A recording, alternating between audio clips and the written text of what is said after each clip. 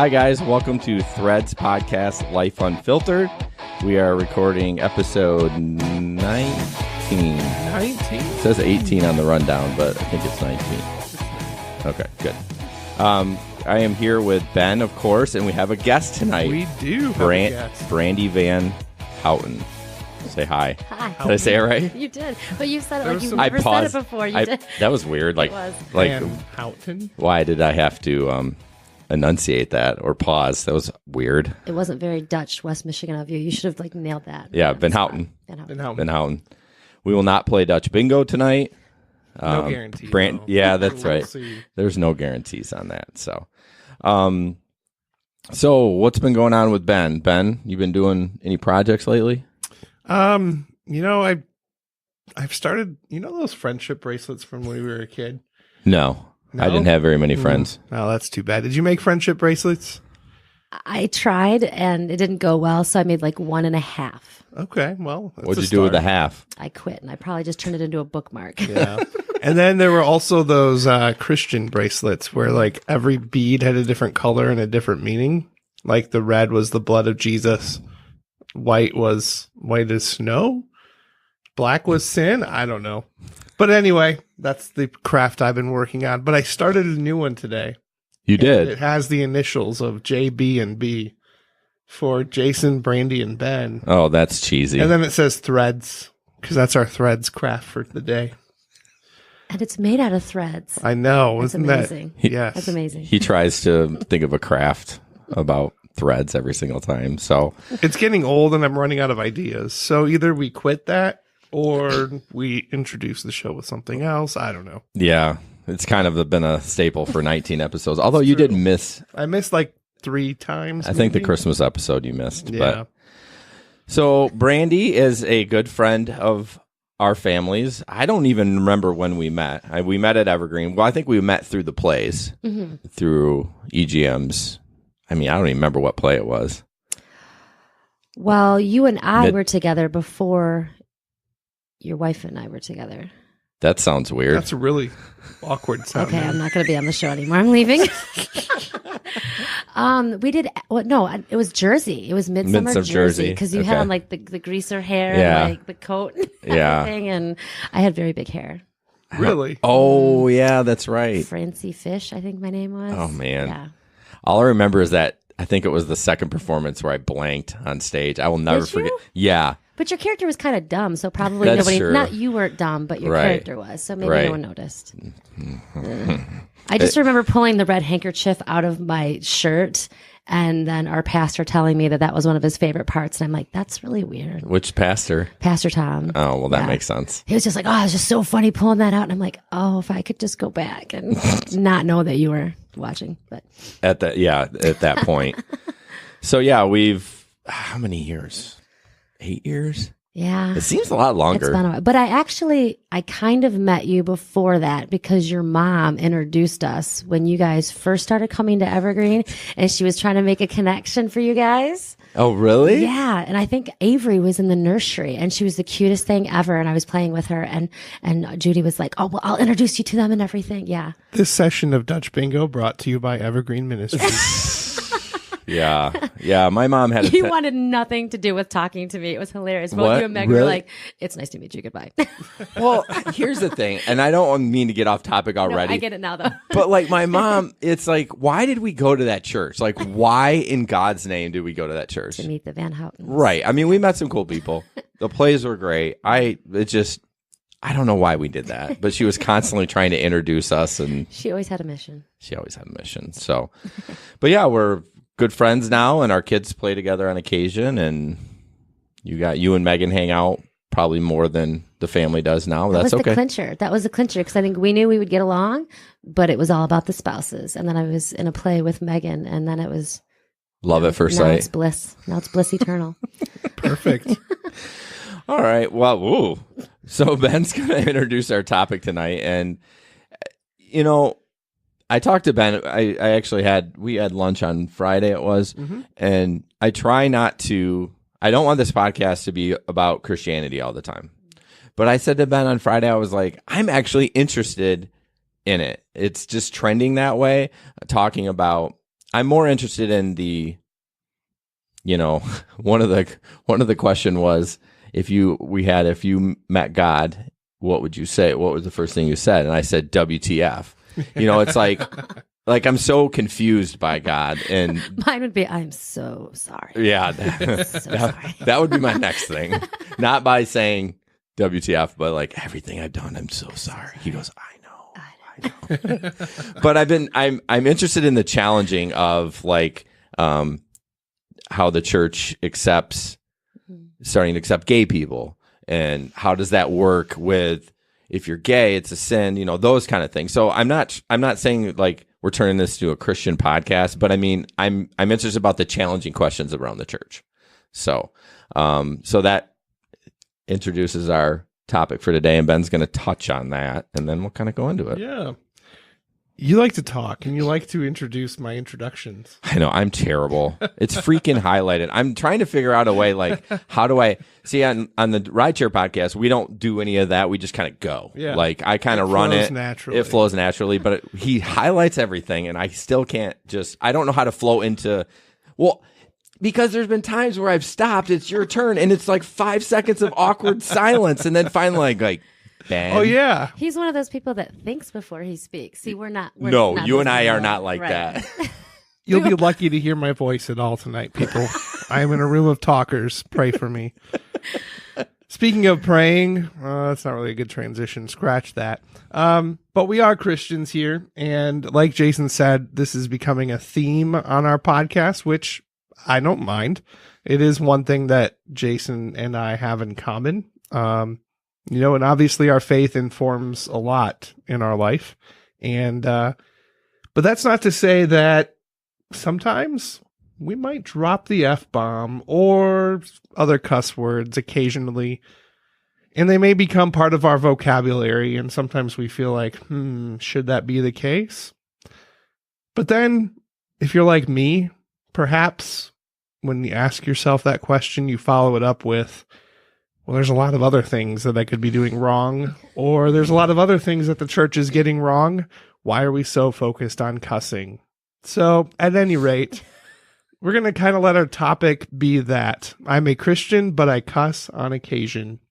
And I think that I know that's true of the three of us here, and probably true of you if you are tuning in and listening to at this point. So we'll kind of let that be our topic, and we'll let it go wherever it goes. And I'm going to toss it over to Brandi to kind of tell her story, kind of introduce herself, and make a name for yourself here on Threads. Oh boy. So before we get into that, Ben was in the ministry. I don't know if she knew that or not. I'm a podcast listener. Okay. true. All right. Well, I just wanted to make sure. What are podcast listeners called? What's that? Ooh. What are Threads podcast listeners called? That would be me. I don't know. Threadies? Oh, Was that just a guess? It was totally a guess. That's what it was. I like it. It rolls off the tongue. Yeah. So I just wanted to make sure. I didn't know if you knew that he was in ministry. So he tends to want to go down. I try to have to beat him off with a stick. Like, no, I don't want to talk about Christianity tonight. Stop. and now it's you pushing this. I know. So. Oh, God's funny that way, isn't he? It is.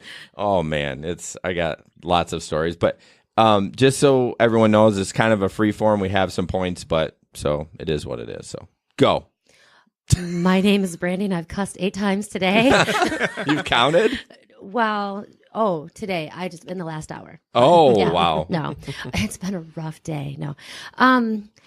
So you want kind of a background. Well, tell me about your family. So, Or like let's you're not married, well, I will tell you. 17 kids. Well, flip that. I've been married for this. We're celebrating 17 years this year. That's amazing. We've known each other for 18, so we are creeping up on 20, which is the age I want to be. So if I've been married for 20, I am not 20 years old. Yeah, so that's scary. I have 3 kids. They're all boys, 12, 10, and 6. So it's busy, it's chaotic, it's messy, it smells like farts all the time. Yeah, it's awesome. That's just from Tim. Which it works for me because I'm not entirely the most girly girl, high maintenance, fussy type. So Right. It's my excuse to be gross. I'm just really gross anyway, but I blame it on them. That's a good idea. Yeah.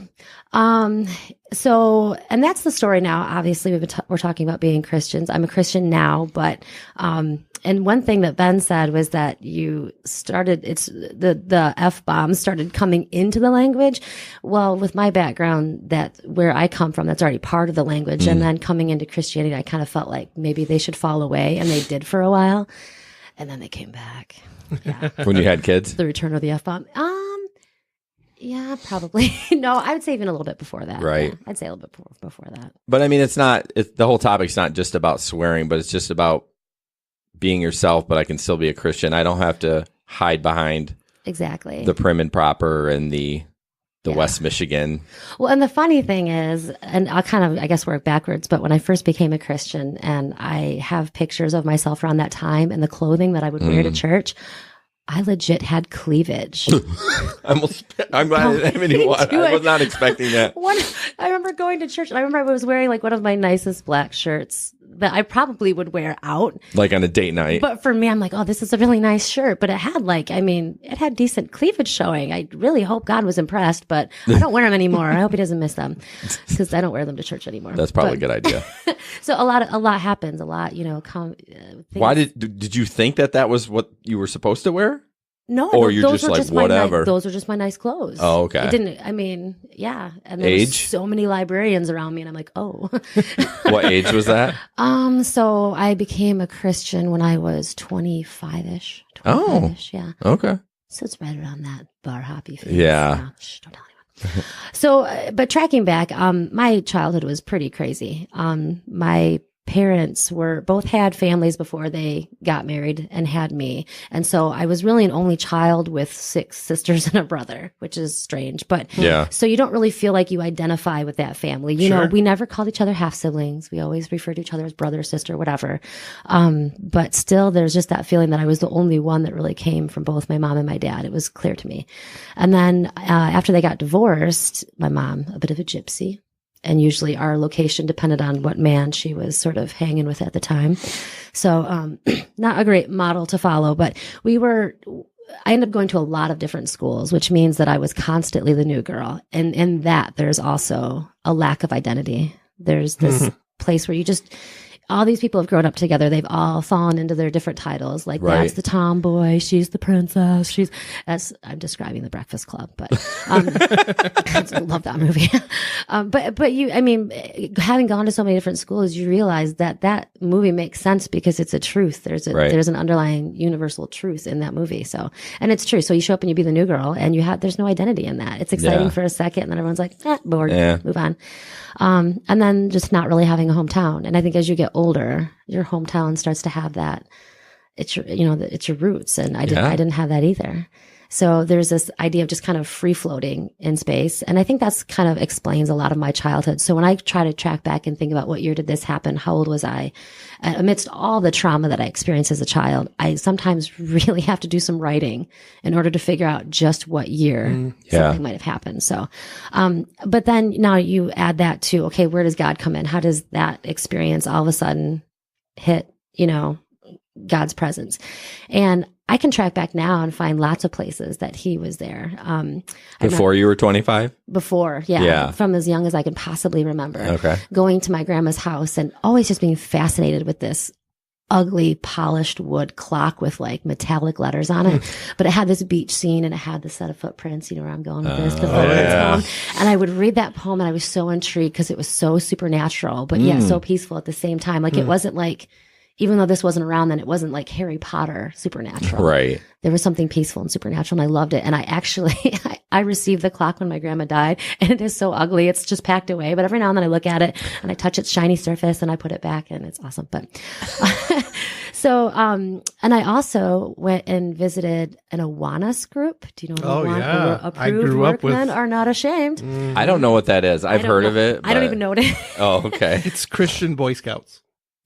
Kind of, sort of. You mean like cadets and Calvinettes? Like gems and cadets? Is that kind of okay? Yep. So I went with a friend, and all I know is that like we got there, we'd sing some weird songs, we'd play some fun games, and then we went off in rooms and we had to memorize out of these books scripture. But I didn't call it scripture then; it was just words on a page. Right. I have a really good memory. It's why I love theater. So I mean, I was blowing through this, and I was like the only person in the room that really didn't understand who Jesus was, but I was blowing through these scriptures like nothing. And then just scheduling whatever, stopped going. And but it's there, like a little piece, a little seed. The interactions with my RA in college, and that's moving up to where I understand, religion. I understand, Where did you go to college? Grand Valley. Okay. Didn't finish there. Okay. I currently have returned to college. I know. Good for you. How is it going? I did algebra tonight. You're lucky I can even speak. Man. Yeah. So, but she was devout Christian. Christian. At that point, I was already dabbling in things not Christian.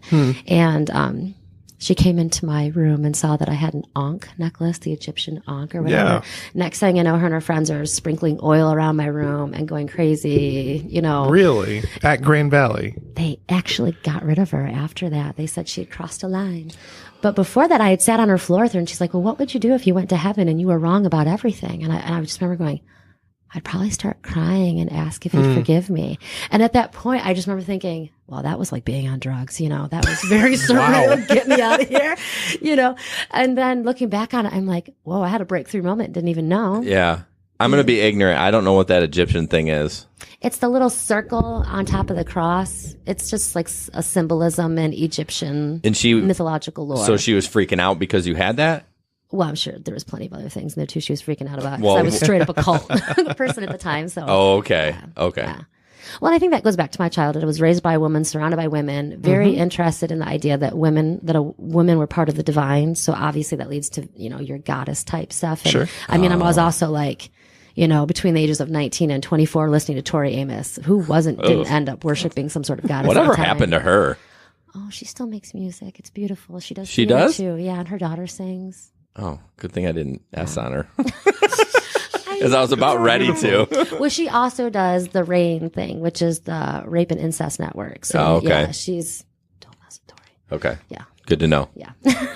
So, so there was all these different places that were really weird where there was a connection with the divine and didn't know what name to put to it. And then I met my husband who, our first interactions were just arguing about God and who God was. And really? If there was a Jesus. Wow. So he came from, it's crazy. He's Hudsonville. He is church twice on Sunday. Okay, that's what I thought. Sit in a dark room in between those two services because you can't do anything. Yeah, can't mow the lawn.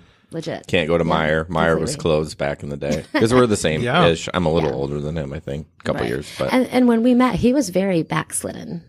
And I was very much not a Christian. And so in our arguments, he was arguing so hard for Christ, even though he wasn't really following That's closely. Interesting.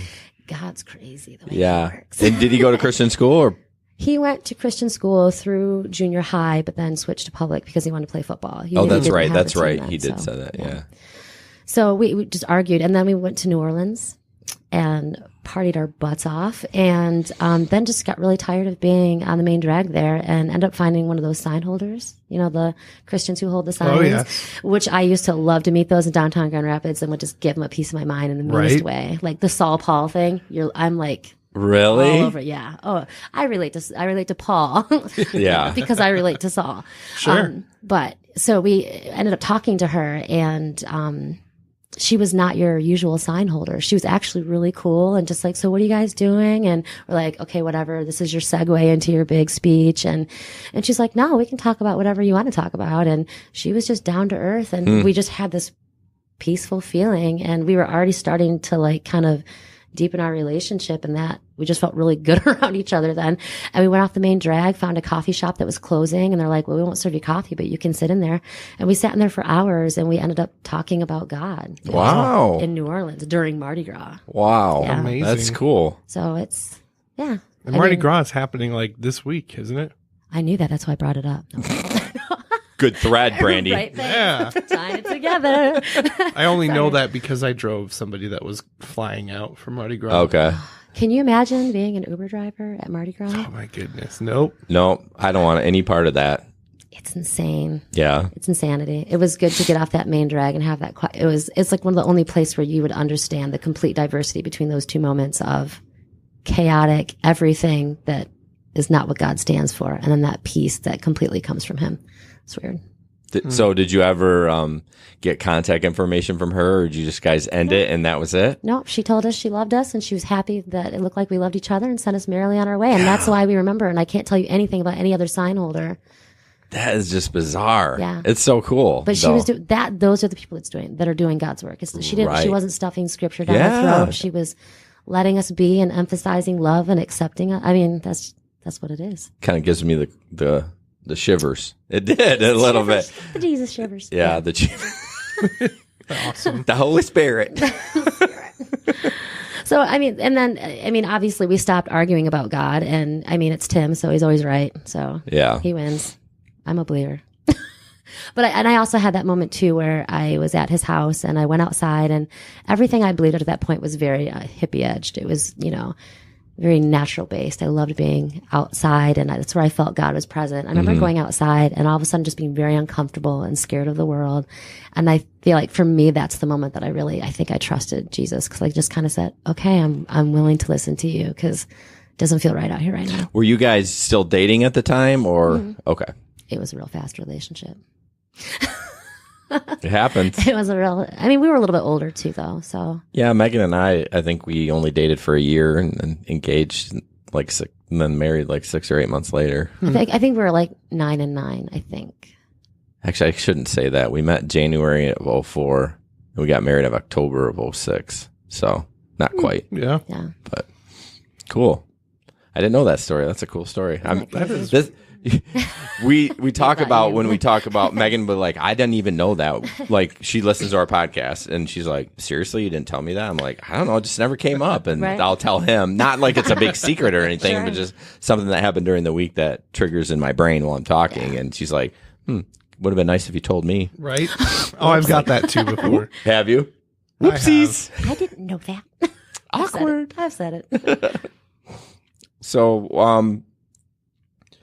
I don't know where you want to go from here, but one of the things we had, what differences your faith make in day-to-day life now that you've come from, maybe I'm jumping ahead, you who led you to, after that, did you come back to Michigan and then that was it? When you met the lady in New Orleans? No, it wasn't, just boom, boom, boom. There was still a little bit of time, but at that point, Tim was inviting me to church. Okay. I was getting the invite. And I went and bawled my eyes out after that first service. And I'd been to church before. I had been to weddings. When I was, I want to say 4th grade, crappy home. So to entertain myself, I'd walk down to the local library and watch, those, what are those machines? They're not microfiche, but they're kind of like that. And you'd put books on them and you wear the headphones and it tells you the story and you're beep and then you hit the button and Audio it books. turns the page, but really old school. old Like school. it projected it up on the inside of the box or whatever. And I would go, and usually it was Charlie and the Chocolate Factory. It was my favorite one. So I would go, beep, watch this little thing.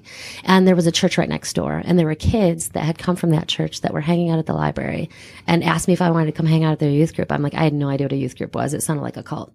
And we went. This was 4th grade? Yeah. But I didn't go with my family. And so I'm like, sure, I'll ask if I can go. And it was down the street. And I told my mom and she was like, okay, because, whatever. Yeah. And went to this youth group for a couple of months. It was just strange because I didn't know anybody. They didn't go to my school. It was Right. really weird. But, I had to have been older than 4th grade. See, I told you that. I think it was older than 4th grade. But anyway, just went to this youth group and then I invited my mom to their church because I'm like, I want to go to church there because that's where they all go on Sunday morning. Right. Went once, never went again. Really? Yeah. Never went to the youth group again either? No. Oh. Yeah. So I don't know what happened. I don't know if my mom was like, nope, we're not doing that. I don't remember any conversations. Just all of a sudden we just didn't do it. So kind of strange. That is strange. So, so it wasn't, I have an aunt who is a very devout Christian, and I think she had popped in at different times when I would go visit my dad on weekends, and she would come and talk to Dad about how he needed to bring me to church and all that. My dad was like, crazy sister, don't talk to her, and she and I get together once every couple months for lunch and just kind of hash out life and where are you with God and what are you doing, and it's really cool. So she had a big part of it. My grandma Jean had a big part of it. Her faith blossomed after my grandpa passed, and I think after going to church a couple of times, it just, I didn't make profession of faith until I came to Evergreen. And Oh, really? I professed my faith on Mother's Day, which was also the day that Liam was baptized. Oh, Wow. Those that's things cute. on one day. That is really cool. Yeah, I feel like I'm looking at him a lot. I'm so used No, to no, no. Ben. It's So I okay. wanted to let you know too, like we're doing other things. So if I don't look at you, I'm still listening. I usually give that little speech too when our Yes. first time guests, but I figured as much. Yeah. So I that part I don't remember. Like, when did it become like this habit or this daily thing? But I remember the before, and I remember some of those key moments when my heart and my brain were saying, you know that you are jumping over to the other side right now. And then once I crossed over, it was all a blur. Crossing over. A heavenly blur. No, I don't remember exactly how that went. But I would say the church that I went to before had no interest in letting me in ministry. Really? You could volunteer. Evergreen was like, you're a Christian, here, start leading something right now. Yeah. Like, they put you in the driver's seat really quickly. And that was, in the beginning, it was storytelling for the children's ministries. And I'm like, you're going to let me talk to kids? Okay, whatever. So I would have to go home and read Bible stories that people had grown up knowing and get all my facts straight. I would cross-reference with different websites to kind of make sure I was Interesting. telling the right thing. And Yeah. then you kind of have to dumb it down for kids, which is probably how I would need someone to tell it to me. And that's how I learned a lot of my Bible stories, was just through telling them to the nursery and the youth ministry kids. yeah, Megan would always. I struggle with it now, but when we first got together, like a lot of the stories, I'm like, because I went to Christian school, high school, and everything. I'm like, yeah, I know that, and she, oh, that's weird. You know what I mean? Yeah. Like she didn't. They were kind of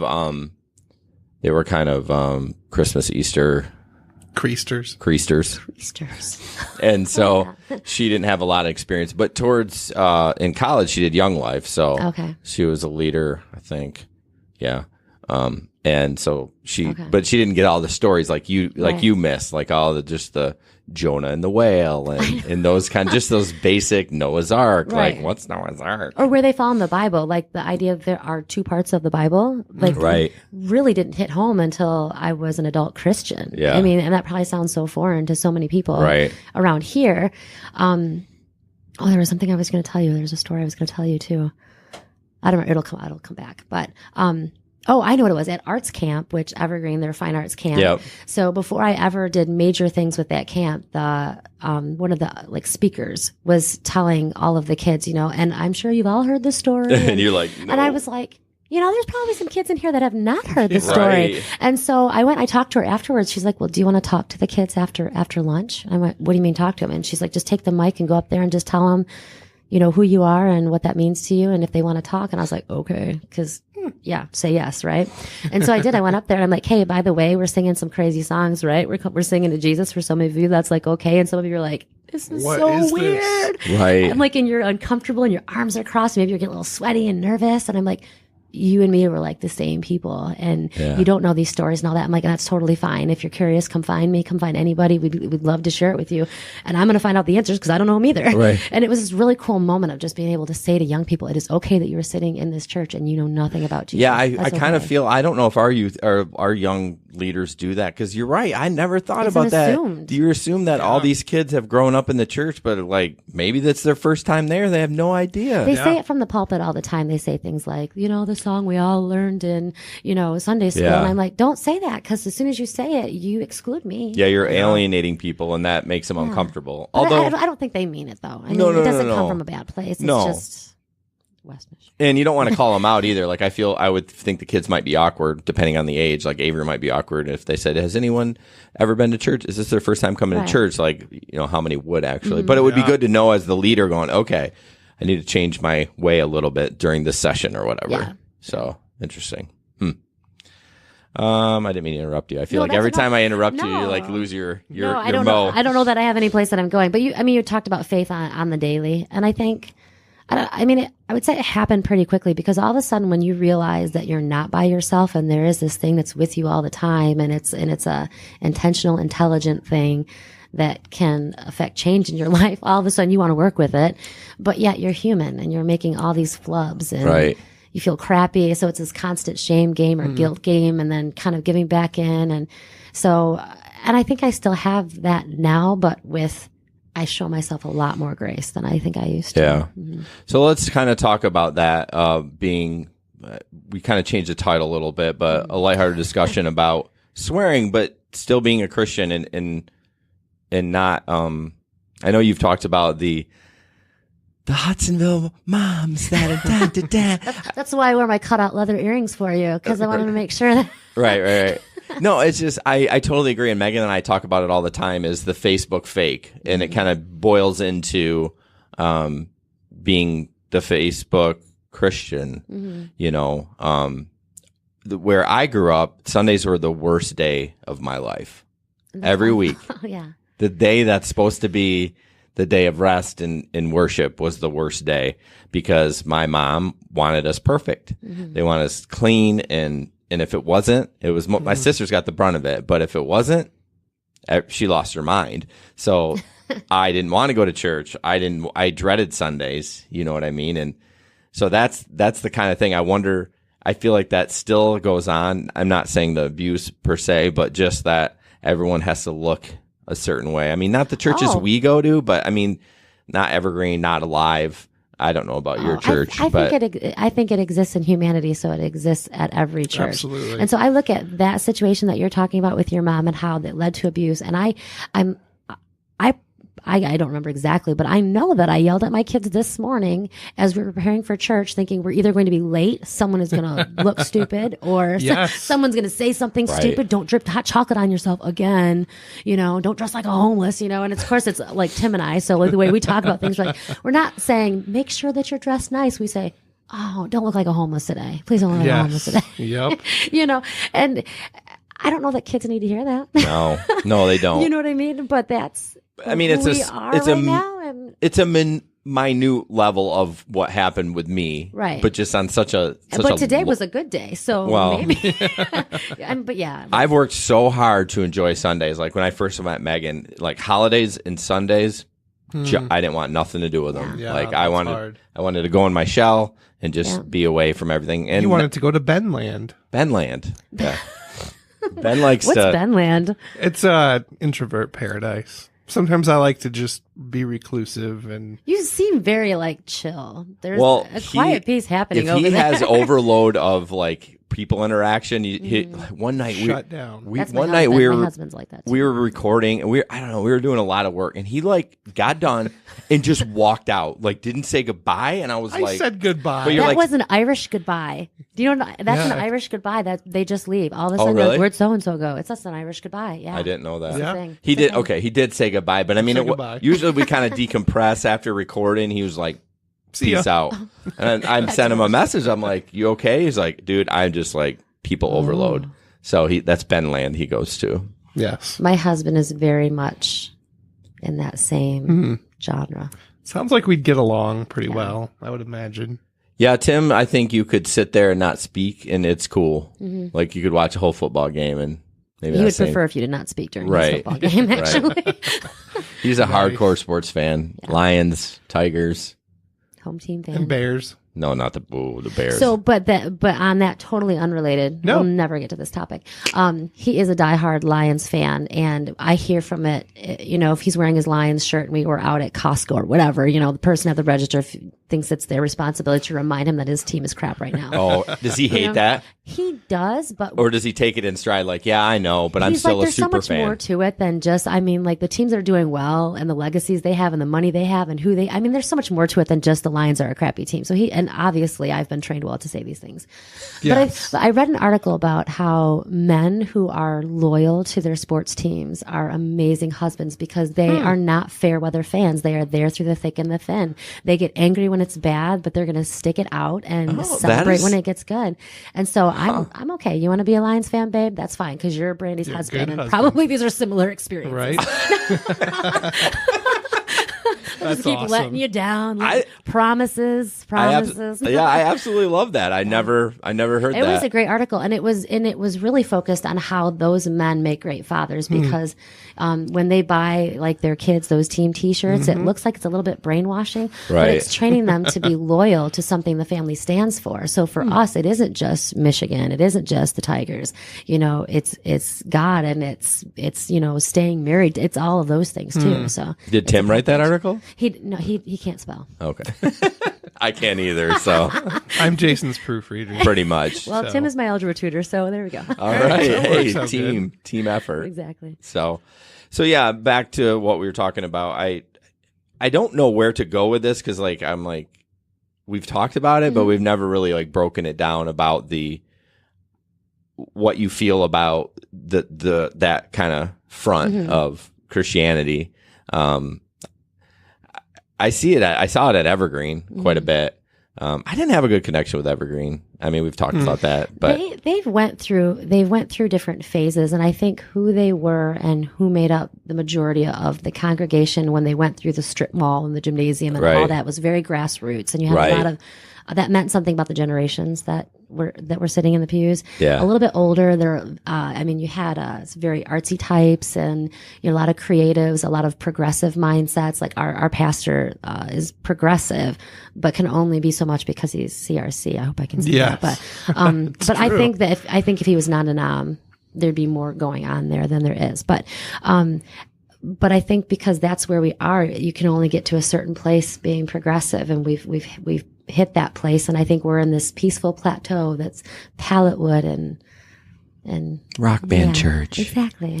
but I mean, I see all the hidden gems. There's a lot of great things about that place too, and I do believe in loyalty. Just to drop it unless I have a good reason to go someplace else.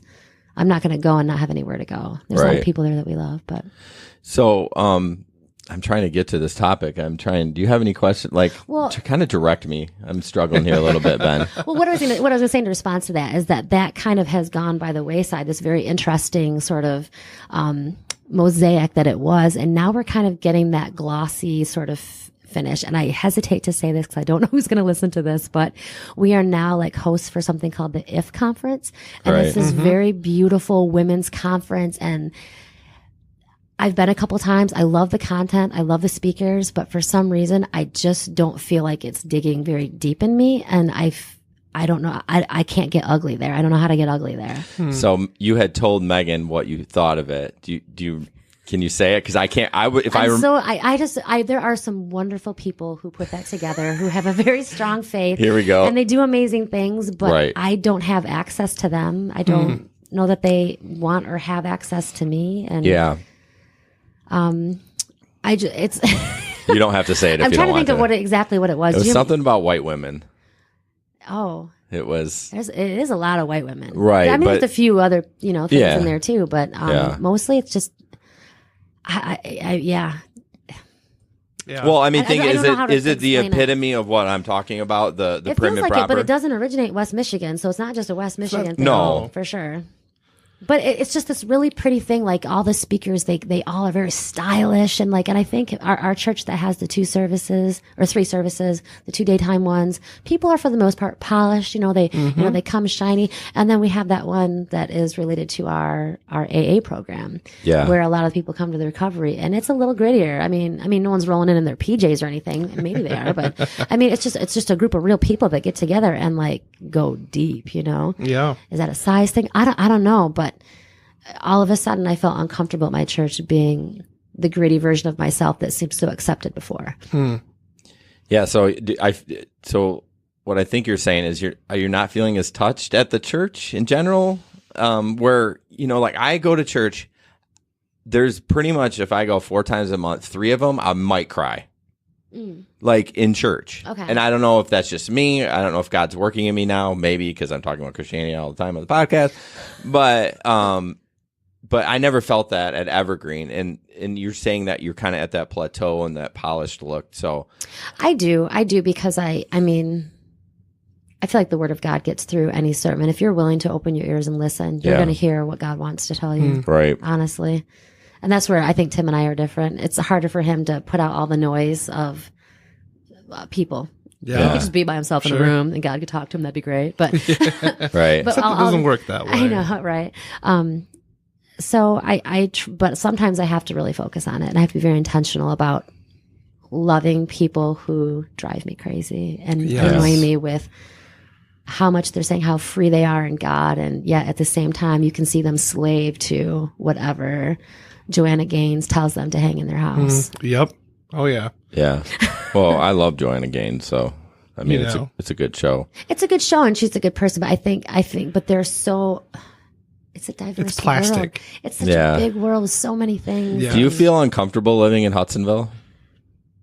You know, at first I didn't, because everyone seemed so intrigued by me. It was that new girl syndrome. They were so intrigued because I was And a new you've Christian. been I there, was on done that a fire. million times. Yeah. And then I kind of lost my excitement, my luster, and the fact that sometimes I'm uncompromising, and sometimes I'm offensive, and sometimes when I describe why or how I don't like something, it hurts people. See, that's what I want to explore a little bit more, because that's kind of how I am. But it doesn't mean I hate you. Right. It doesn't mean I'm not a Christian. I mean, yeah, there's some things that I say that probably are. I think you're a lot like me, and that what I tell Tim, I'm like, if I'm talking to you and I say that I don't like something, and I'm really kind of going to town on it, like I am just using words to dice it up into tiny little pieces and make it bleed, is pretty much what I do with words. If you can just sit there and make it through that and just let me vent that out and just say, yeah, you seem like you're really ticked off about this. But the second you start defending that or telling me I'm wrong, not that I don't want to be wrong, Sure. but I need to get all that out first. Oh, if I can absolutely. trust you for that. And some And people listen without fixing it. that's really a key. Oh. Exactly. Don't even go there with me. So. Yeah. So, I mean, if I can do that, but it's ugly. Like, when I do that, it's not like, and I'm just so mad about that. That really just busts my buttons. No, Right. I'm like, what the? Yeah. Yeah. Exactly. Yeah, I got just him out. asked about the Hudsonville thing because, I mean, you literally live in the city limits, and it's just, No, I don't care. Yeah. you know. I've been here long enough. I'm like, I really believe that God just really does not want me to care. Well, I mean, Hudsonville has changed quite a bit. I mean, we have breweries in Hudsonville now, which is, If we can get all And these they're people open. drinking, it's all going to be great. and they're open on Sunday. They're open on Sunday. too. Right, yeah. So So, weird. it Have is you heard weird. of Casting Crowns? I have. This is music, yes? Yes. Yeah. Okay. It's a band.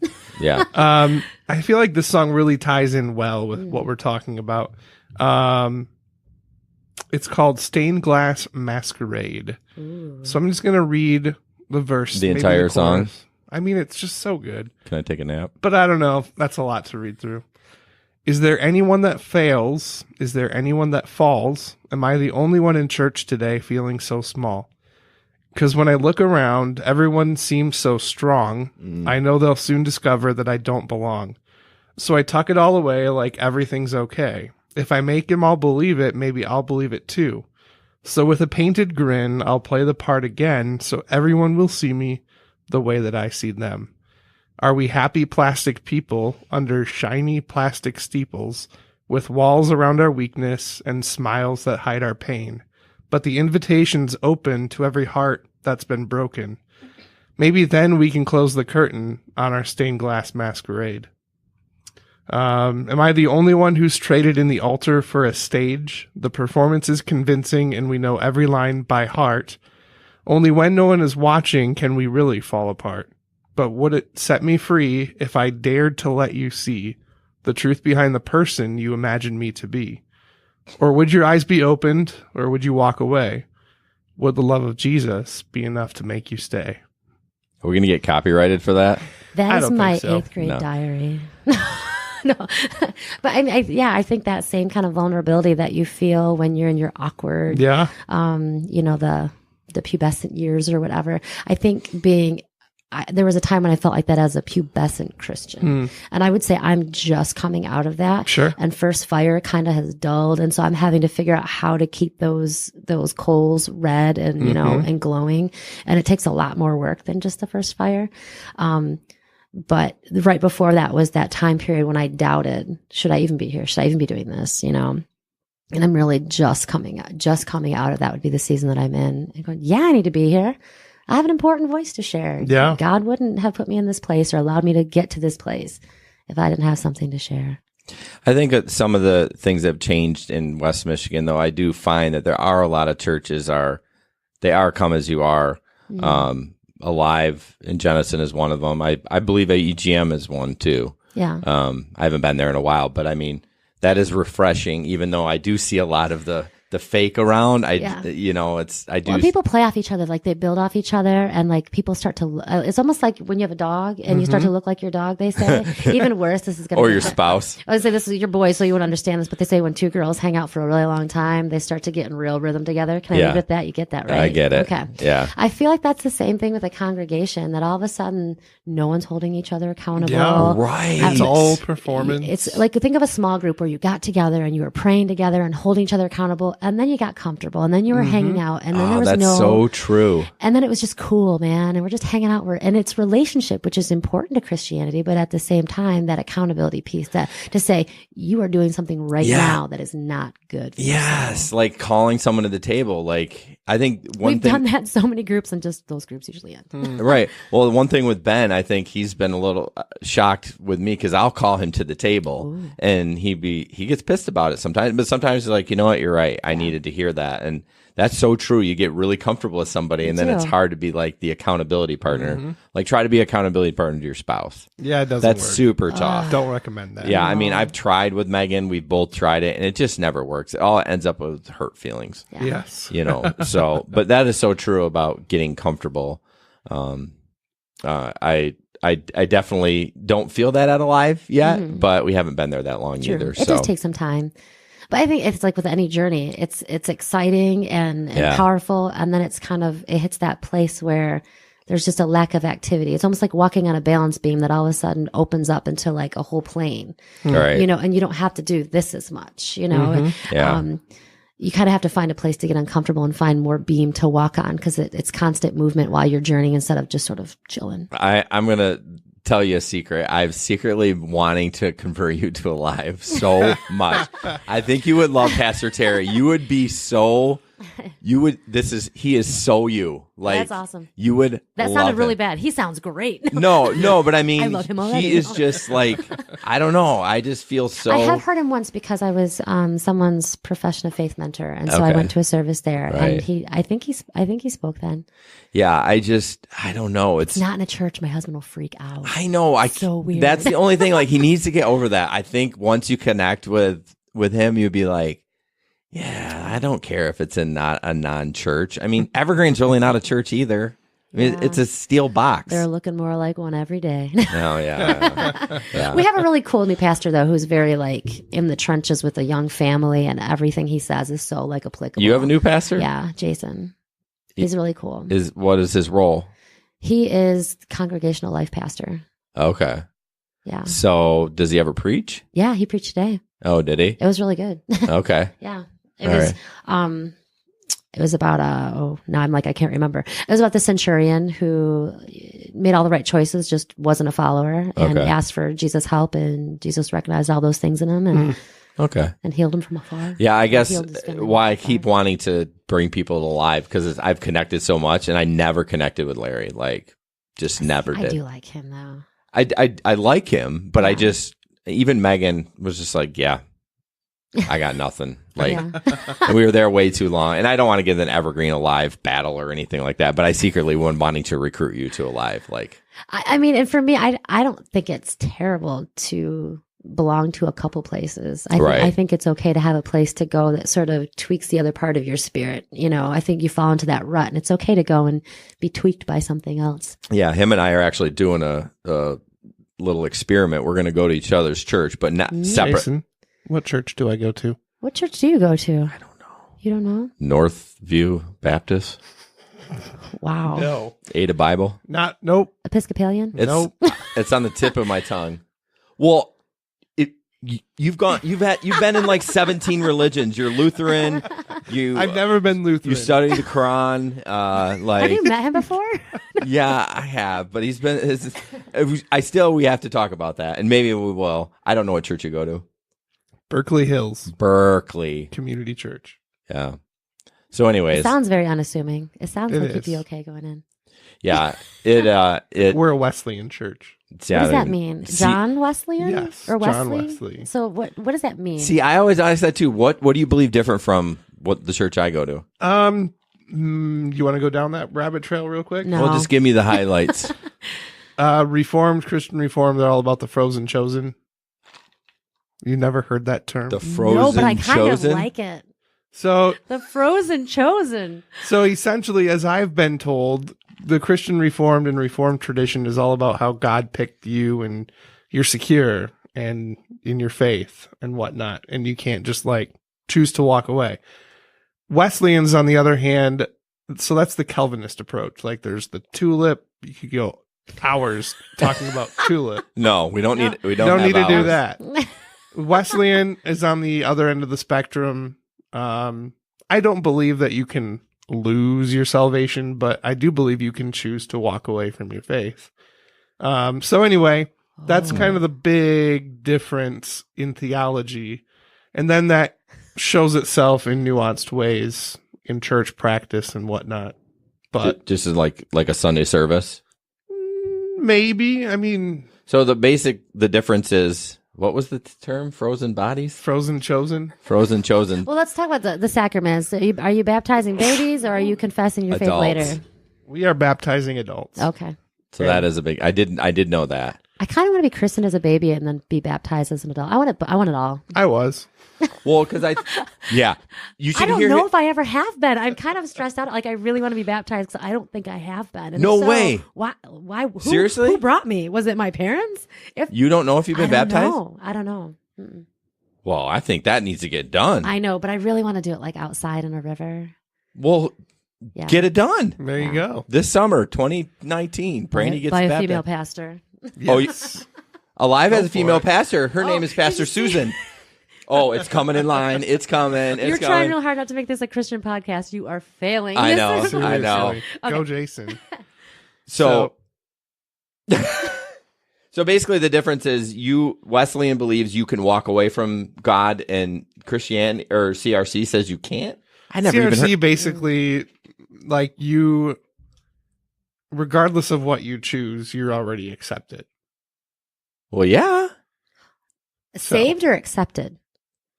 Saved. We'll go with. No, Like, that's so CRC. everybody's saved? No, you can't be saved. Well, It's only not- some are, but that God like Pre-planned? predestined. Yeah, Oh. Oh, so you don't talk. So you're not a Free plan will. talker. There's I'm no- not a. Oh, I'm not free a- will. Yeah. So there are some that God sorry, I'm shutting chose and predestined to believe in Him, is what Reformed people think. In general, at least that's what the tenets of their faith say. The Wesleyan Church doesn't see it that way. I mean, I believe him. He went to Cornerstone, so No, I totally believe you, but But I'm I thinking didn't know that's what I that. belong to, and I'm like, I didn't know that I. right. I didn't that. sign up for that No. because what if I'm not the You need to one? read your church papers because I think there's a lot of stuff in there that maybe we didn't sign up for. I didn't know that. Maybe what if I'm not the one? Now you're all going to come join my church. Well, maybe I don't want to visit your church. Starting my own church. Yes. No. So, anyways, we are doing a time where we're going to go to each other's church, but not together. So Okay. we go like separate, just to experience change it up. Like, Yeah. yeah. Ben's had some experience with other churches, and what was that one you went to? It was like 3 hours. Tribes. Yeah, It was something. The name of it just sounds like something weird's going to happen. Oh, yeah. You know? more black than white, Oh. or all black than white. No, not all black, but there was definitely more than my current church. Where No, the spirit so- can linger and you just let it. That sounds kind of Yes. interesting too. And you wait for the spirit to move and tell you what to do next. And then you have these really long, awkward transitions. That's super bizarre. I would hate that. Tim would hate that. Oh. I would bring art supplies like while we're all waiting, I'll create a masterpiece. And Tim would Right. be like, I hate everything. No, I'm I right denounce with my Tim. Like, yeah, I'm like, peace out. I'm going to the bar. Like, The spirit has moved me to drink. right. Goodbye. Text me when you're done. I'll be at the bar drinking. There you go. Interesting. So I think with the whole conversation so far, I feel like even in my church and definitely in the Reform circles, there's this view that if you swear or if you do things that are less than savory, Such a good way of putting it. somehow those things, they create some sort of a log in your eye. You see where I'm going with this? Mhm. Yes. That scripture. Yeah. I think some people see those things as logs, but they miss the things that are of more importance, like how we treat the world around us. And Yeah. so I feel like actually swearing, yeah, maybe it's not the greatest, but in the grand scheme of things, I think it's a sliver. I don't think it's a log. Well, I mean, a sin is a sin, right? And I'm not trying to break down swear words, but this is the stupidest thing. I'm going to say it because I'm dumb. But who made that word a swear word anyways? I was going to research that before we got together, really? just so that I could figure out what it was. Well, but I don't know that I think I have before, and there isn't really. Why isn't the word blind? Etymology. What's the word I'm looking for? Is that right? Well, what'd you say? Is it etymology of a word? Isn't that where a word comes just from? Googled the F word. I'm still looking at his screen. It was from the early 16th century of Germanic origin. The Germans, of course, and Dutch also. See, that's why they hate it. They don't Hollanders. They don't want us to find out it was them all along. Yeah, possibly from Indo-European root meaning of strike. So, but my point is, like, it's just weird how the world's come up with words like the word shit. Like, why does that mean poop? Like, why is poop? And why can I say shite in this company, but I can't say shit? Oh, or my dad always hated frickin'. Because it's like, you're saying the word. Why are you saying, you know what I mean? It's like, you can't say frickin'. You can't say frick. Well, I have to tell a funny story about Judah. This is hilarious. So, because language is kind of colorful sometimes in our household, Judah doesn't always know how to use it. Right. And so he used frickin' as a noun. Okay. And he called his brother a frickin'. You frickin'? You're a frickin'. You're a frickin'. And we were just like waiting for the word, the noun. We figured that was an adjective. Right. Or whatever, you know. Yeah. And we're, no, that's what he meant. You're a frickin'. Okay. Stop being a frickin' to your brother. Did you explain it to him that? Well, I'm like, if I explain to him that it's wrong, then he'll know how to use it. Right, he'll that's probably true. use it more often. And so we just said, don't use that language. Oh, okay. So, that's funny. I try thought to it was shut going to down. be an And we F just word. tell them, you can't smoke, you can't drink, you're not allowed to vote. You don't get to go drink a Bud Light, and these are the words you can't say. Sorry, you're a kid, and that's the rule. Right. I mean, rather than trying to like logic our way through it, And I tell them, when I use those words, it's usually for one of two reasons, and it involves stupidity. It's when I run out of good words to describe what I'm trying to say, or it's when I think that the other person is too stupid to understand what I'm saying. Then I'll just drop one of those, and at least I get their attention. Right. That's terrible, isn't it? Well, and it's funny because I actually wrote in my little notes here, we were talking about logs and slivers, and I refer to swearing as a shock sin, but I have shock versus slow rot. And I compare it to something like gossip, where gossip that gets its tentacles nice and deep in a congregation, and it just slowly rots over time. It's almost like, it's like pancreatic cancer. You don't know what's there doing all of its damage. And all of a sudden, one day, it's too late. Stuff's not right. And you go check it out, and you can't, it's the point of no return. Right. But just swearing one time is not the same as completely alienating a group of people because, everyone's been talking about each other and judging each other. However, I also looked at the word, not just the F-bomb, but all of them as symptoms. Like, why are you saying them? Right. And so that's when I put in, am I laughing or yelling when I say it? Mm. And so if I'm laughing, like if you and I are talking about something like that is effing hilarious, it's because it's not just funny; it's violently funny, right? And there needs a word. There needs an additional word for funny to make it to know that it's really. It's funny. not my fault the English language doesn't have a fully accessible, array of words that really just kind of, categorize something that way. But then there are times when I'm yelling, and that word isn't just it's a word, but it's an extension of the anger that I'm feeling, and I think that's when you're looking at more of a log F-bomb, an F-log, as opposed to an F-sliver. Yeah. Right. Do you think Jesus Flogging. would swear? I think he would. When he flipped the table, maybe? Yeah. Or when he cursed the fig tree for not bearing fruit. We both we're like, oh, this needs a moment of thought. He did say he was and he during the Sermon on the Mount, he referred to people as he referred to the Pharisees as you blind fools.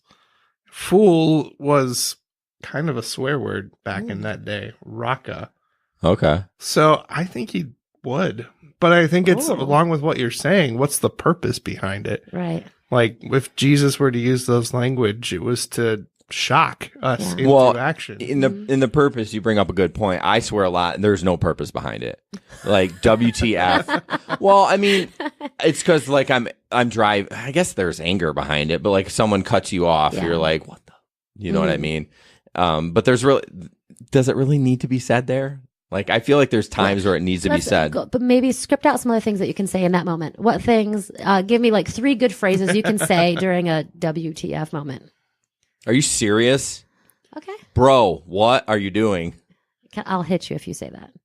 You referred to me as bro, and by the way, in a message. Over. Bro. I do use bro a lot more since I met these guys. My son calls me bro, and it makes me want to swear at him. No, I don't think your son... Mine was saying bra instead of bro. Bra. So I'm like, kid, I will show you a bra. You need to shut that down. You don't use that language with me. Right. I would not like my son saying that to me. I'd be like, I'd shut him down. That's disrespectful. Like, I'm not your bro. I'm the enforcer. But I mean, I think if it has a purpose, I think, and back to the Jesus thing, like the purpose of flipping over the table and those kind of things, I think he did.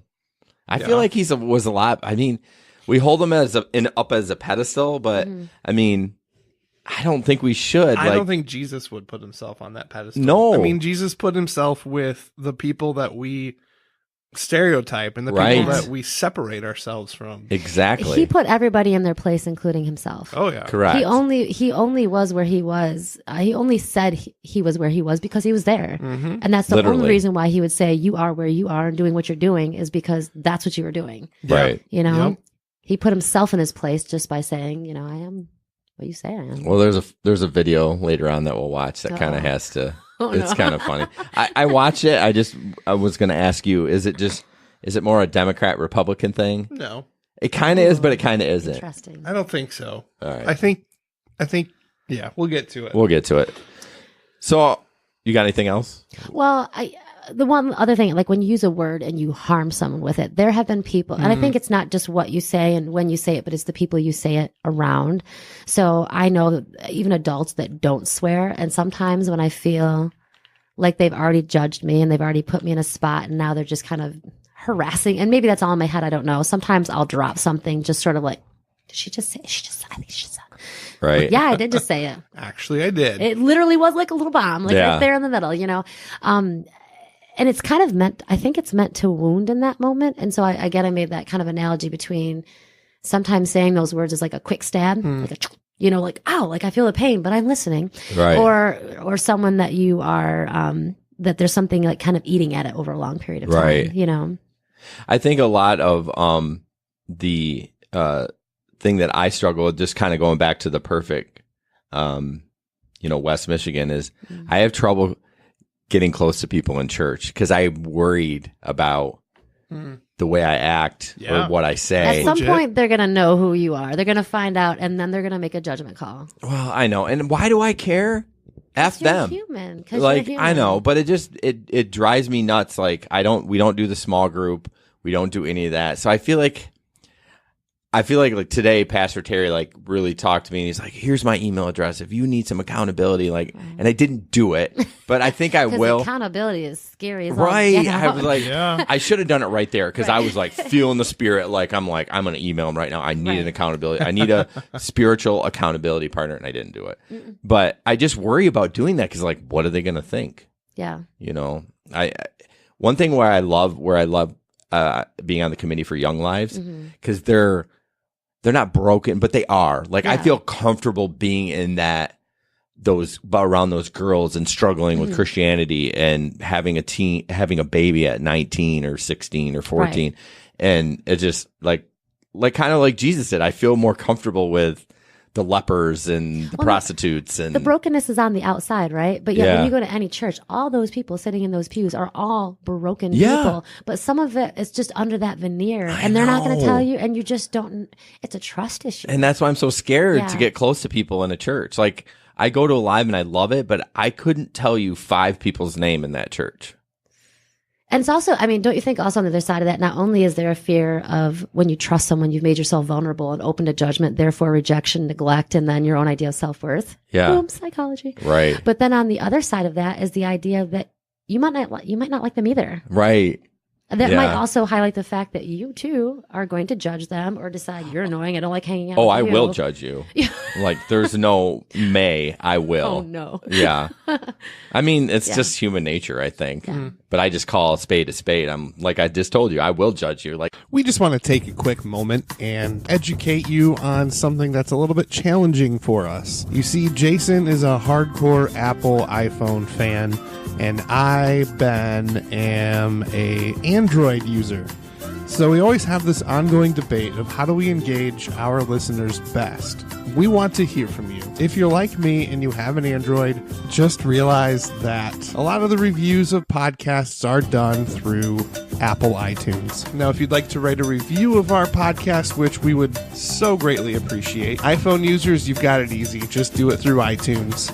If you're an Android user, break down and find a PC or a Mac, download iTunes on your computer, and write us a review there. I know it sounds like a lot of work, but let's be honest. Those reviews, they help get the word out about Threads, Life Unfiltered. And who wouldn't want to listen to Jason and I? I mean, seriously. Speaking of that, let's get back to the show. well, let's jump into this banner article. You had sent this. We actually talked about it on our last podcast, but I thought well, you're here. I mean, like you this sent is really this, so- good. I have it right here in front of me. No, I love it that she's like, we're all on computers and stuff, and you're like, got the text. She's got the actual text. I think we'll write it. Go ahead. No. Don't make fun of me. No, so what is the gist of that, Ben? Again, can you? I've been talking a lot, and I feel like So the gist of this article is that, the subtitle is Beware, or actually the title is Beware the Yeast of the Pharisees. And there's a graphic at the top of the article that says Recovering Hypocrite. As we have this conversation here tonight, it really brings a lot of that to the surface. As far as focusing on the little things and making a big deal out of the little things, but not, making proclamations about what's important in life, but not ever living up to them. So the word Pharisee, it's, these days, it's synonymous with religious hypocrisy. So, a lot of saying this is what I believe, but not really acting in such a way. And then, it has a lot to do with putting up fences, putting up walls between you and other people. So it's basically just, all that wrapped up West Michigan polished Christianity, and what's happening as we get focused on that. What are we missing? What are we losing out on? It's kind of the gist of the article. So with that, I'd love to hear your thoughts, Brandi. Well, one thing I want to bring up that now that I'm reading it's coming to mind is that the Pharisees it wasn't a bad thing back in the day. They were super religious and strict, but they took it to that extreme level. Ben talked about the fences or the hedges, something that says, for example, just to be safe, they extended God's command to not work on the Sabbath, not to even picking grain, to eat or healing people on the Sabbath. And you're like, that's Jesus like, whoa, bro. Right. Too far. Exactly. I feel like it's the equivalent of fan fiction. So, like, you know how the author of 50 Shades actually that originated as fan fiction from Twilight? Really? It did? She was really into Twilight, and I she had wrote no some idea. fan fiction, and it evolved into this 50 Shades thing. A vulnerable female and a man that could crush her, and sex.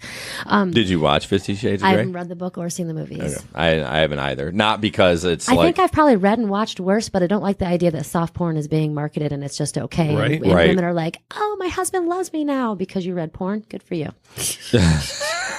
Awesome. No. I mean, I'm not. Yeah, you're clearly way against it. I'm not against it, but it just doesn't interest me. So, Well, and I mean, and to get real, I have to be careful the things that I kind of pay attention to and put in my brain for how they make me feel and mess with my kind of psychology. I guess I have to be a little bit more for careful sure. than the average person, I think. for sure. So, I didn't mean to get you up. No, what was the question again? You were going on something, and I took you right out of it. That's okay. No, I think I actually started it. Thoughts on the article? Because I said it was like something like the fan fiction. Yeah. They extended God's command. It's almost like oh, that's good stuff. We should build on this. Let's make Right. it more restrictive. I think that's why I started, because I was thinking that I just think of fan fiction. Oh, I see. So they're like, So yeah, there's they added pieces. on. You can look at it and you can see how the rhythm is the same, but there's all this extra stuff on there that just wasn't part of the original plan. Right. Just kind of made it a little messy. I wonder how many people knew that, like the word Pharisee, because when you hear it right now, you're like, oh, they're It's bad. negative. But like Hindsight's 2020. right. But I wonder how many people know that they were like legit back in the day. Like it was a good thing. The religious peoples of the time. Right. But then they just got a little cry. Yeah. I mean, anybody, and I think they held some kind of power. I'm going to kind of just They did. ask you on this. How does that work? So Theology, not my strong point. right. So back then, the Pharisees, they did have some ruling authority. Okay. They could have governance on what you did and did not do. And that authority was given to them by the governmental structures that they had set up. So, yes. Now, they also, and I'm probably totally wrong on this, but they were part of the Jewish population. And when the Jewish population was in other places where there were non-Jewish people, the Gentiles, the Pharisees had play with some of those Gentiles as well. Didn't they kind of have some sort of pull with them as well? Yes. The Pharisees, they kind of operated out almost outside of the Jewish tradition. And They seem like a lot of butt-kissing people pleasers. Can I say that? They were. They absolutely were. So they were definitely pulled in both directions, towards the Gentiles as well as to the Jews. And they didn't have quite a favorable opinion of the Gentiles because, They're Gentiles. They're Gentiles. Yeah. And the Pharisees were over here, better than thou. So, yeah. Okay. We're getting way deep. Yeah, you are. Well, one I'm reason why I'm pulling kind you of out. asking is something that I wrote in my little margin here in my hard copy. Margin. Jason, was that coming into the faith and seeing how good everybody seemed to be at Christianity.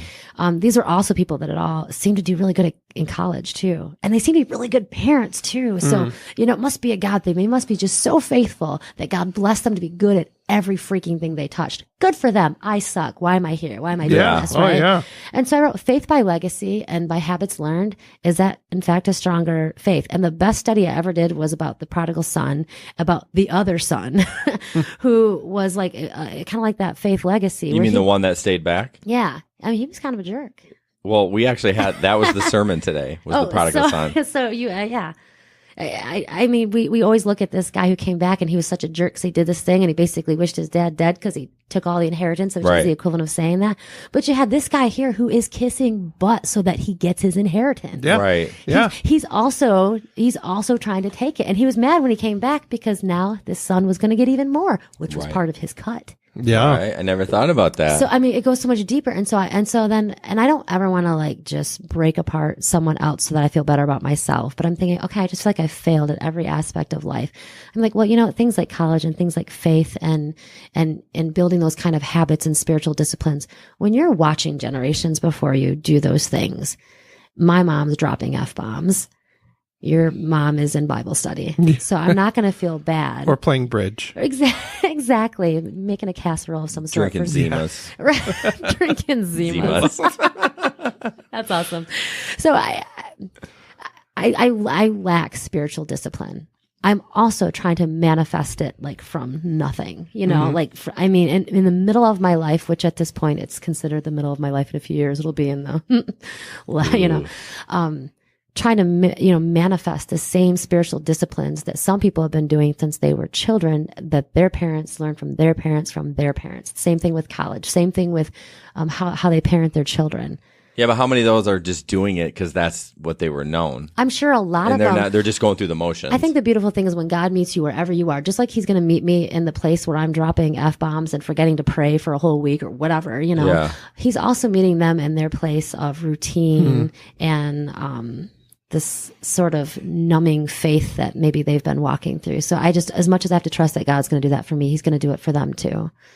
And that's my good person version of it. But part of me is like, oh, so you went to Bible study with mommy.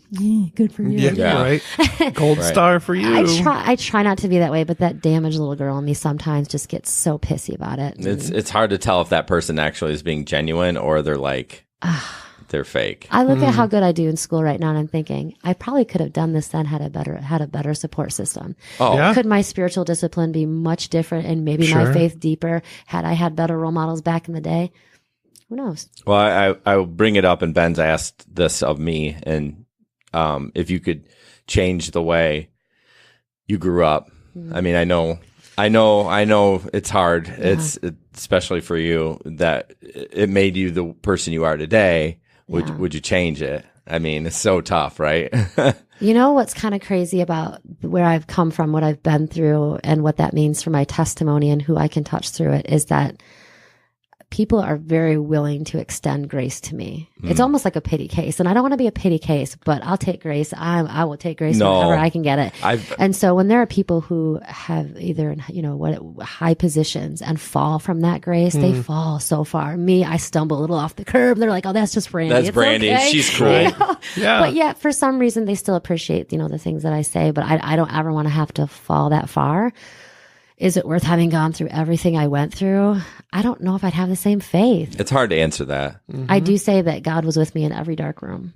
Okay. It's awesome. So what a weird thing to know what happened in those dark rooms. Right. So how could he sit there and let it happen? I'm assuming because lots of crap was going to come down the line for other people and we'd cross paths and something would happen about healing. I just have to trust that. Yeah. Yeah. Are you 100% on board with that? Yeah, because I honestly believe that even if I'm 100% wrong about Jesus and it's all hogwash, which I don't believe that, but let's just say, my talking to somebody else about shit that stuff that I've been through, that's fine. Is helpful to them. Right, regardless of religion or not. Whether, and for me, because my faith is an integral part of that, because God was there, it seals the deal in that interaction. Not only will I have that healing part that humanity has just by rubbing off the rough edges off each other, then you get that little sheen the Holy Spirit can put on it. So, yeah.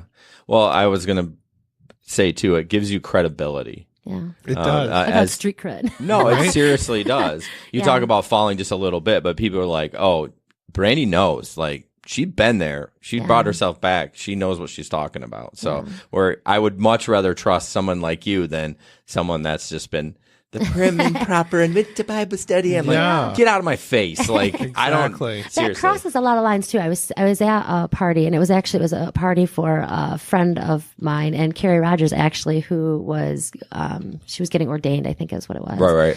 And we were at her house at a party, and celebrating that with beer, I guess. Hey, That's awesome.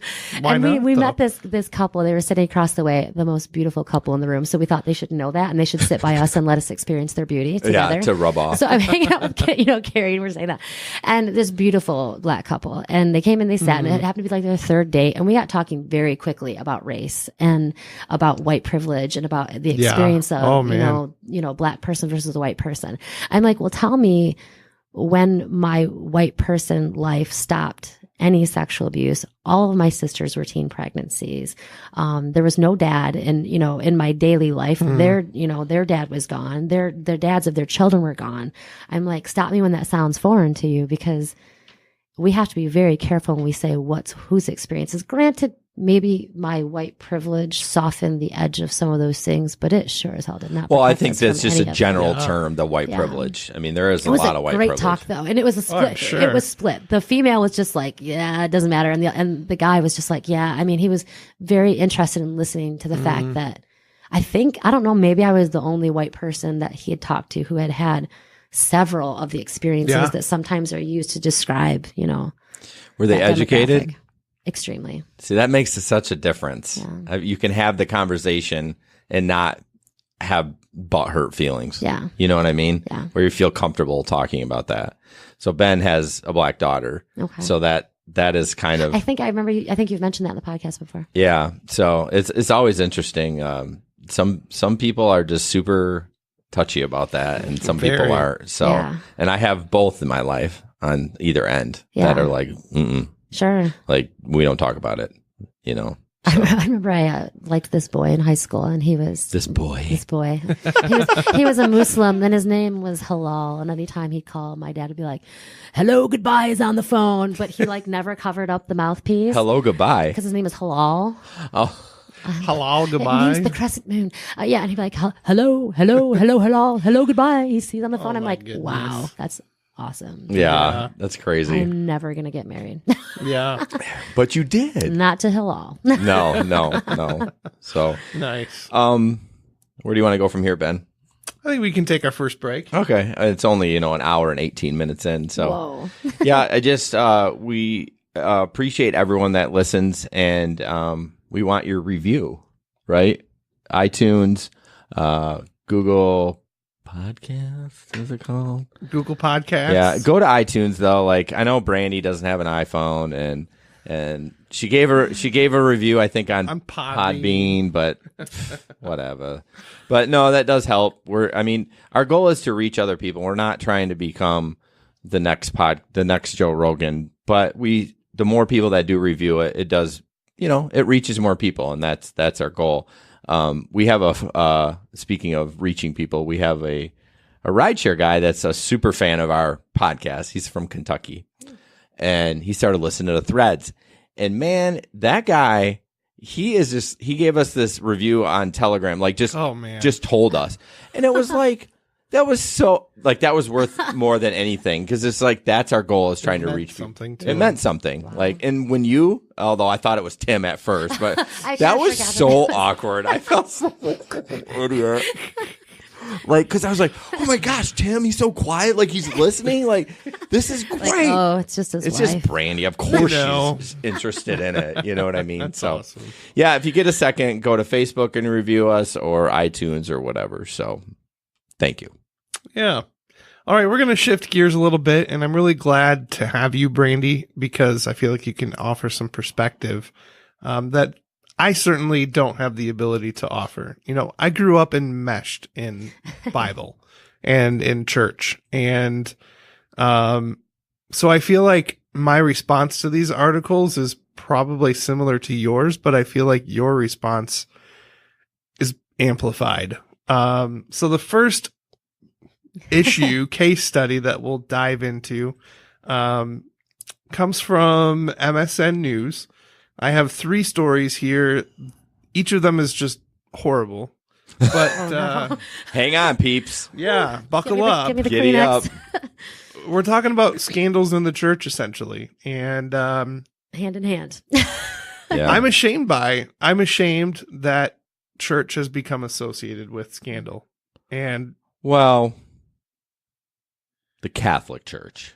it's not just I don't Catholic. hear a lot of CRC churches. Southern Baptist is my next story. Well, but Baptist.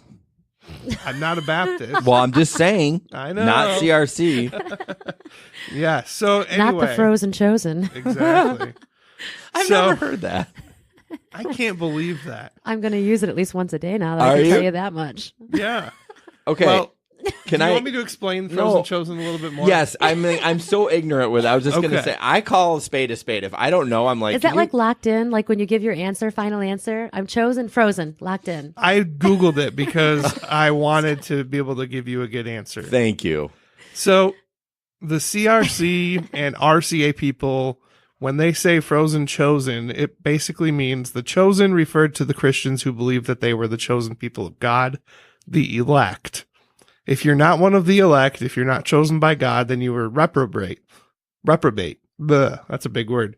Basically a sinner. One of the millions of people in God's disfavor who were not going to heaven, but to someplace very warm.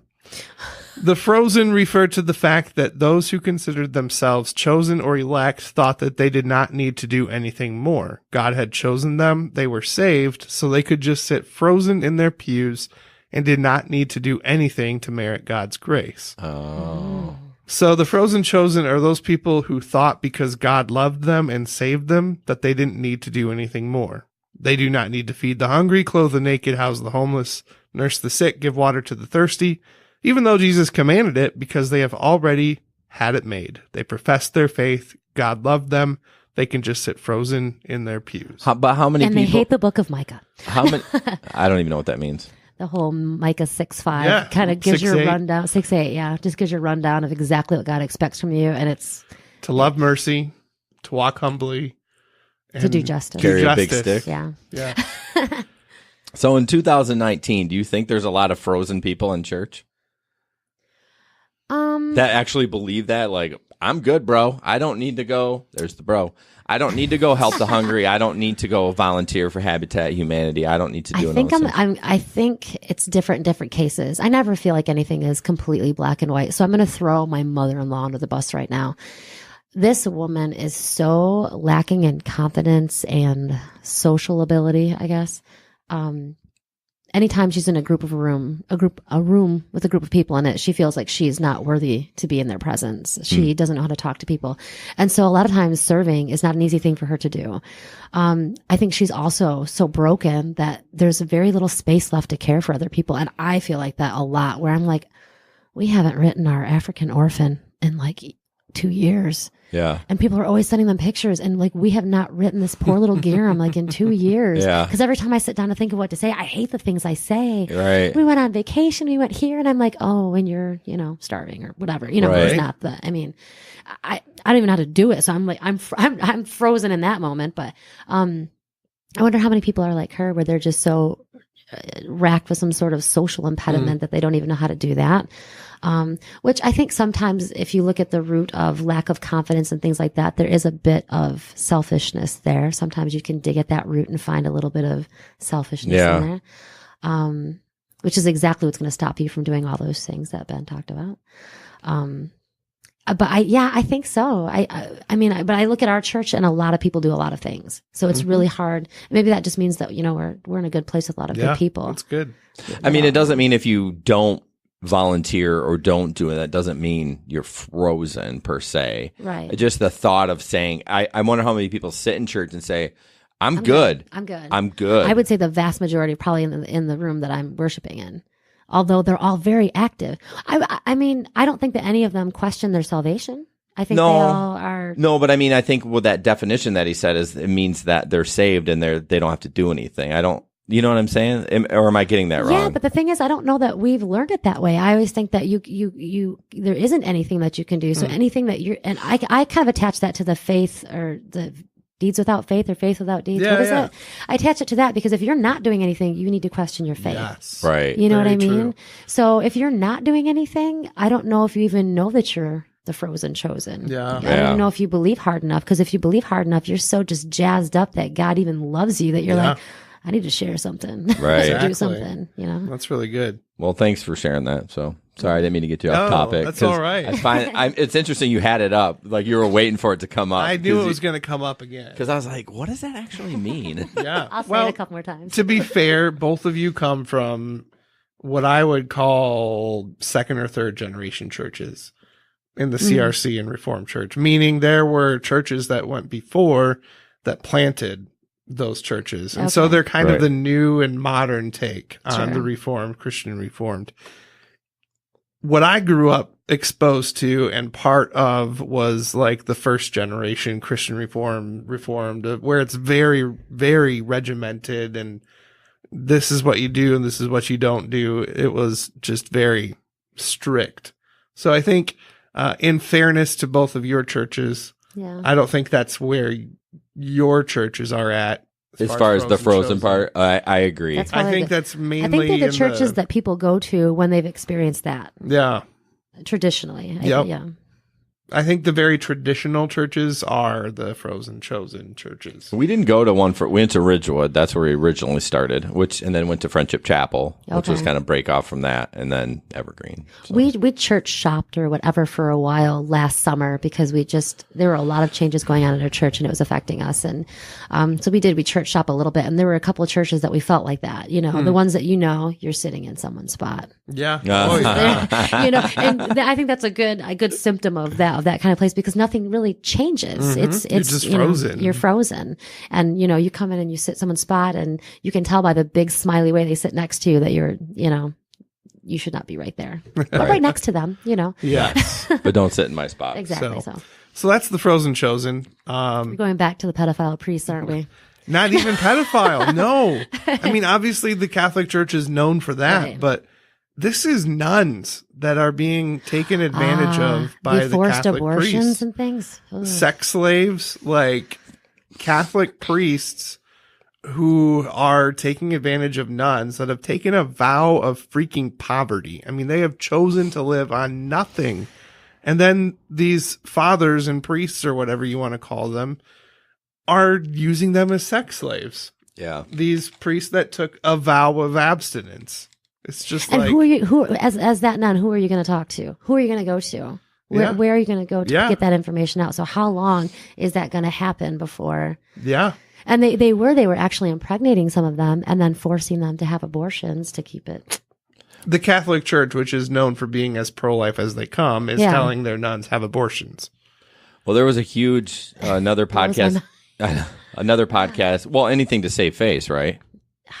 I mean, It's just so, I mean, ironic is a funny word. I don't want to say a funny word, but like there's not a good F-bomb version of the word ironic. right. You know, that's nuts that you are willing to break one of your biggest like beliefs. This is what you're known for. Well, I think that's part of the problem. I mean, with the Catholic Church is that like it's such a do I say cult?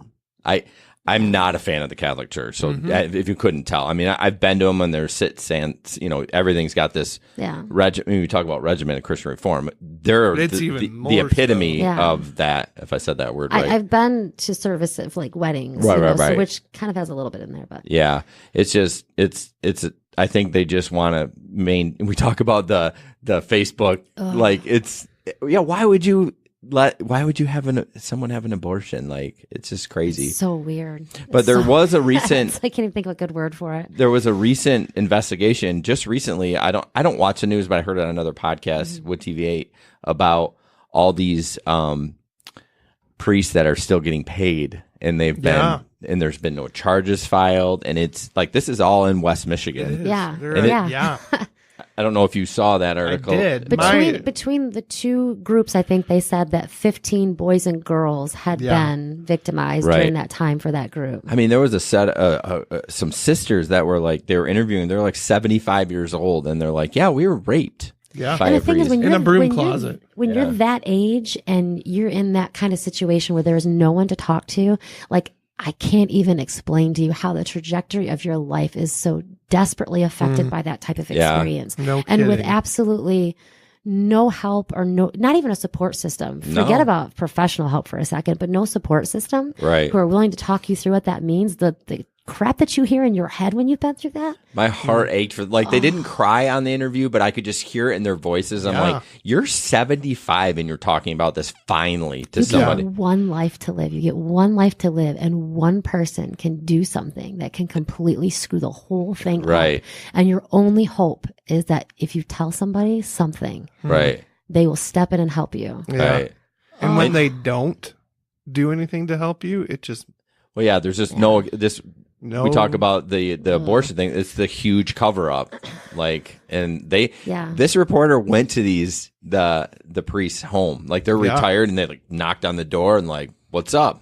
I'm paraphrasing. But I mean, he got right in their face. Like, it was Dutch bingo moment. Ken Kolker, the reporter you're talking about. Yeah, Ken Kolker. His brother was my youth pastor. Dutch bingo moment. Over. I like Ken. He is. He started legit. out a little shaky. Like, when I heard his voice, I'm like, whatever. But he's been around for a while, and he will get right in your face. Like, not be disrespectful, but just be like, call a spade a spade. Yeah. Which I like. I like that about him. But yeah, I mean, in my job, I work with a lot of churches, and one of them was mentioned in the story. oh no, current customer. Not a current customer, thank goodness. But there was a lady who talked about being raped in the broom closet at this church. And I go back to when I took a tour of the facility to see where all the equipment was. No, I've seen the broom closet. It's like, ugh. Wow, that makes me sick to my stomach. And then I read about another priest who like sexually molested and raped a boy on a pontoon boat.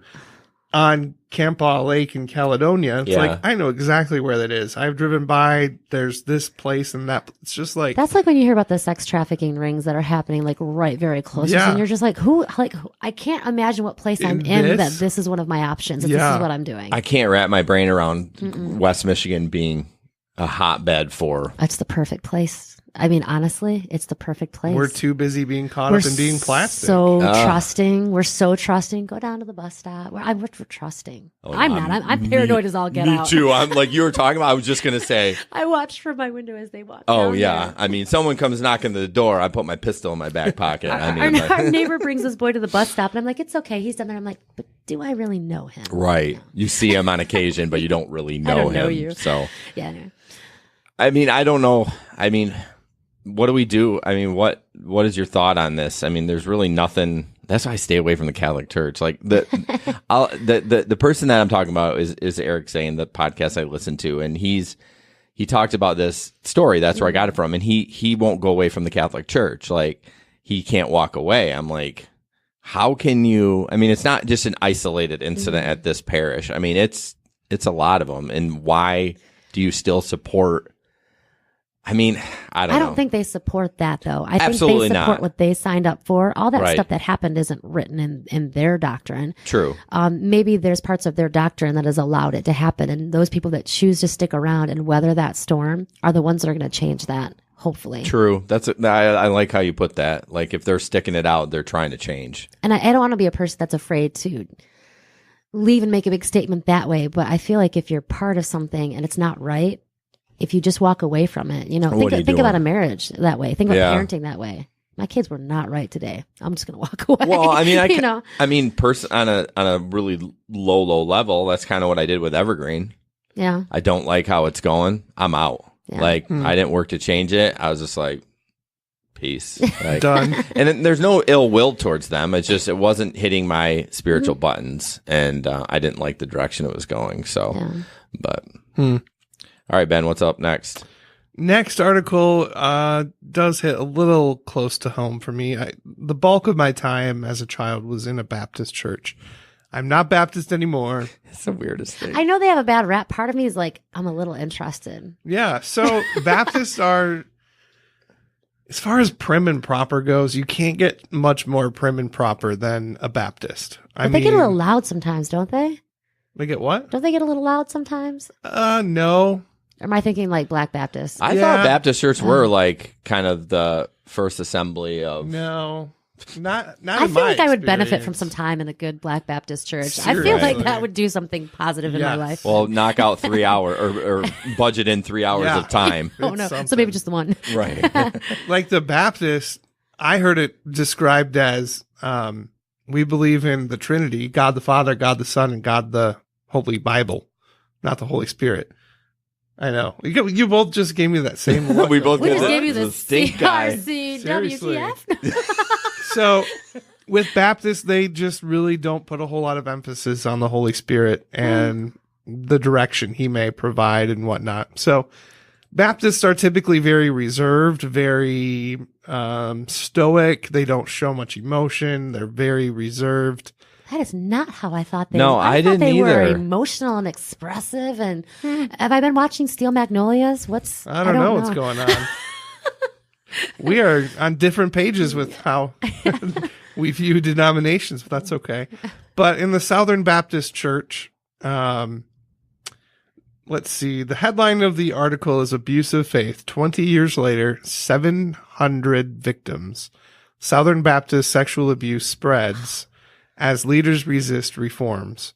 And the article tells the story of several women who were abused at the hands of Southern Baptist leaders,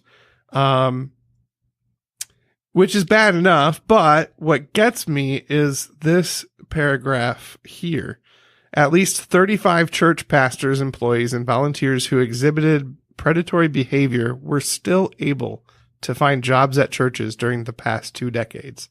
In some cases, church leaders apparently failed to alert law enforcement about complaints or to warn other congregations about allegations of misconduct.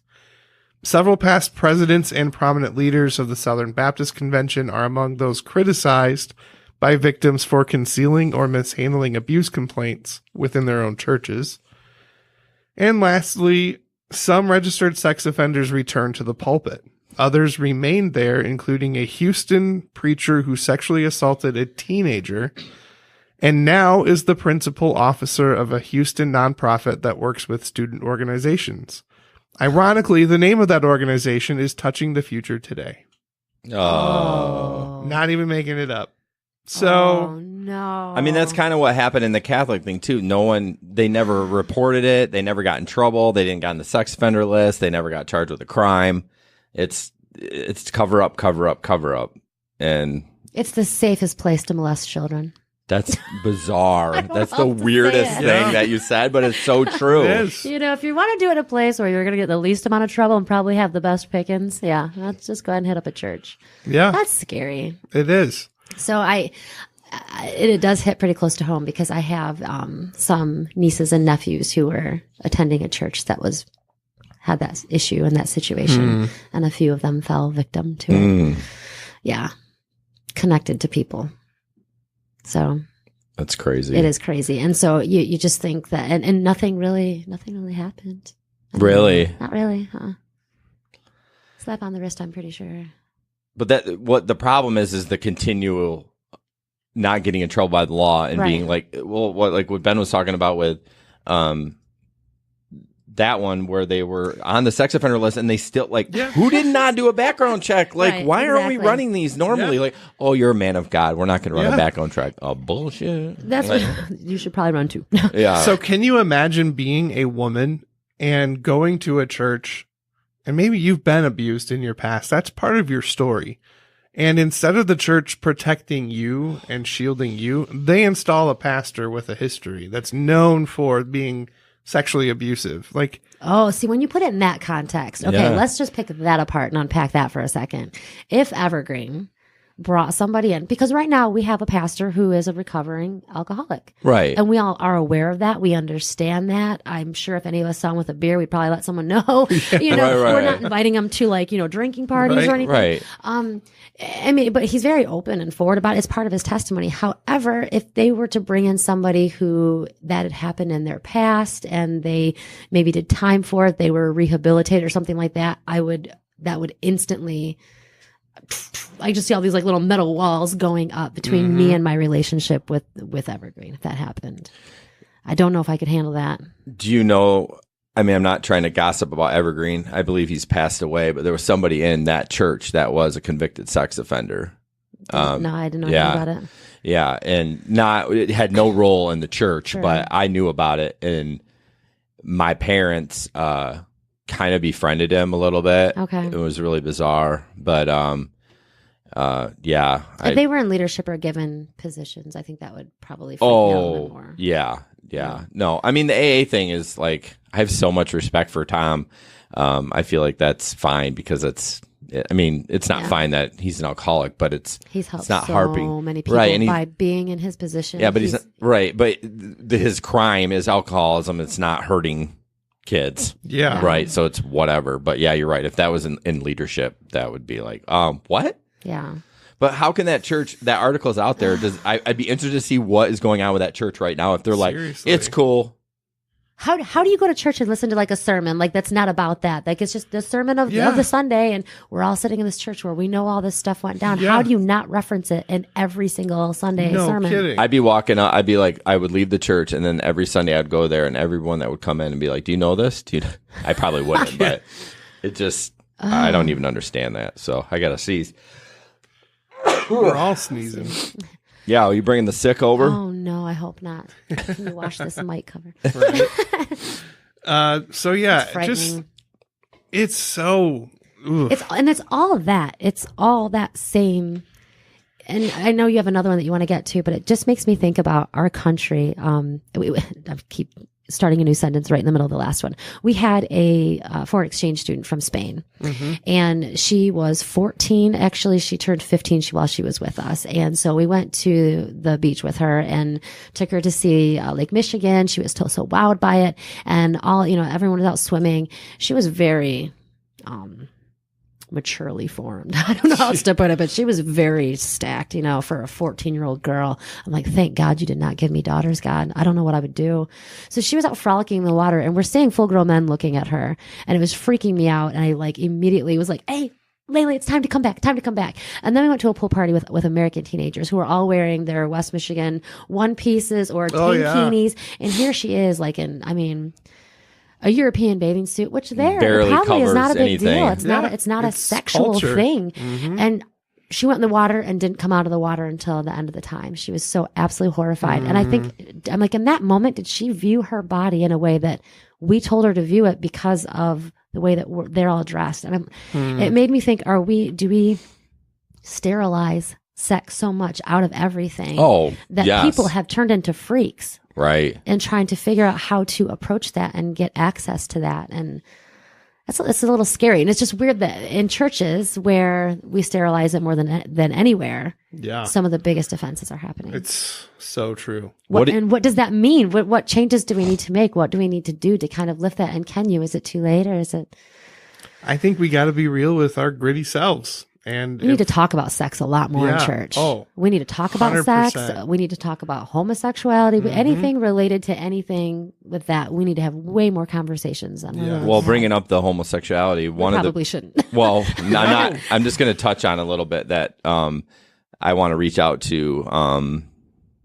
What's his name in the plays? In the plays? Why am I drawing a blank? I don't know which person. Well, he's gay. He just got married. Works for Allstate. Why am I drawing? Oh, Derek Bassett. Derek, yes. I want to have him come in because I want to, these are the conversations I want to have. Because I remember when I first met Derek, he was like, yeah, I'm gay. But I don't talk about it. Well, he goes, I don't have sex. Yeah. You know what I mean? And I'm like, well, now you're married. I mean, what?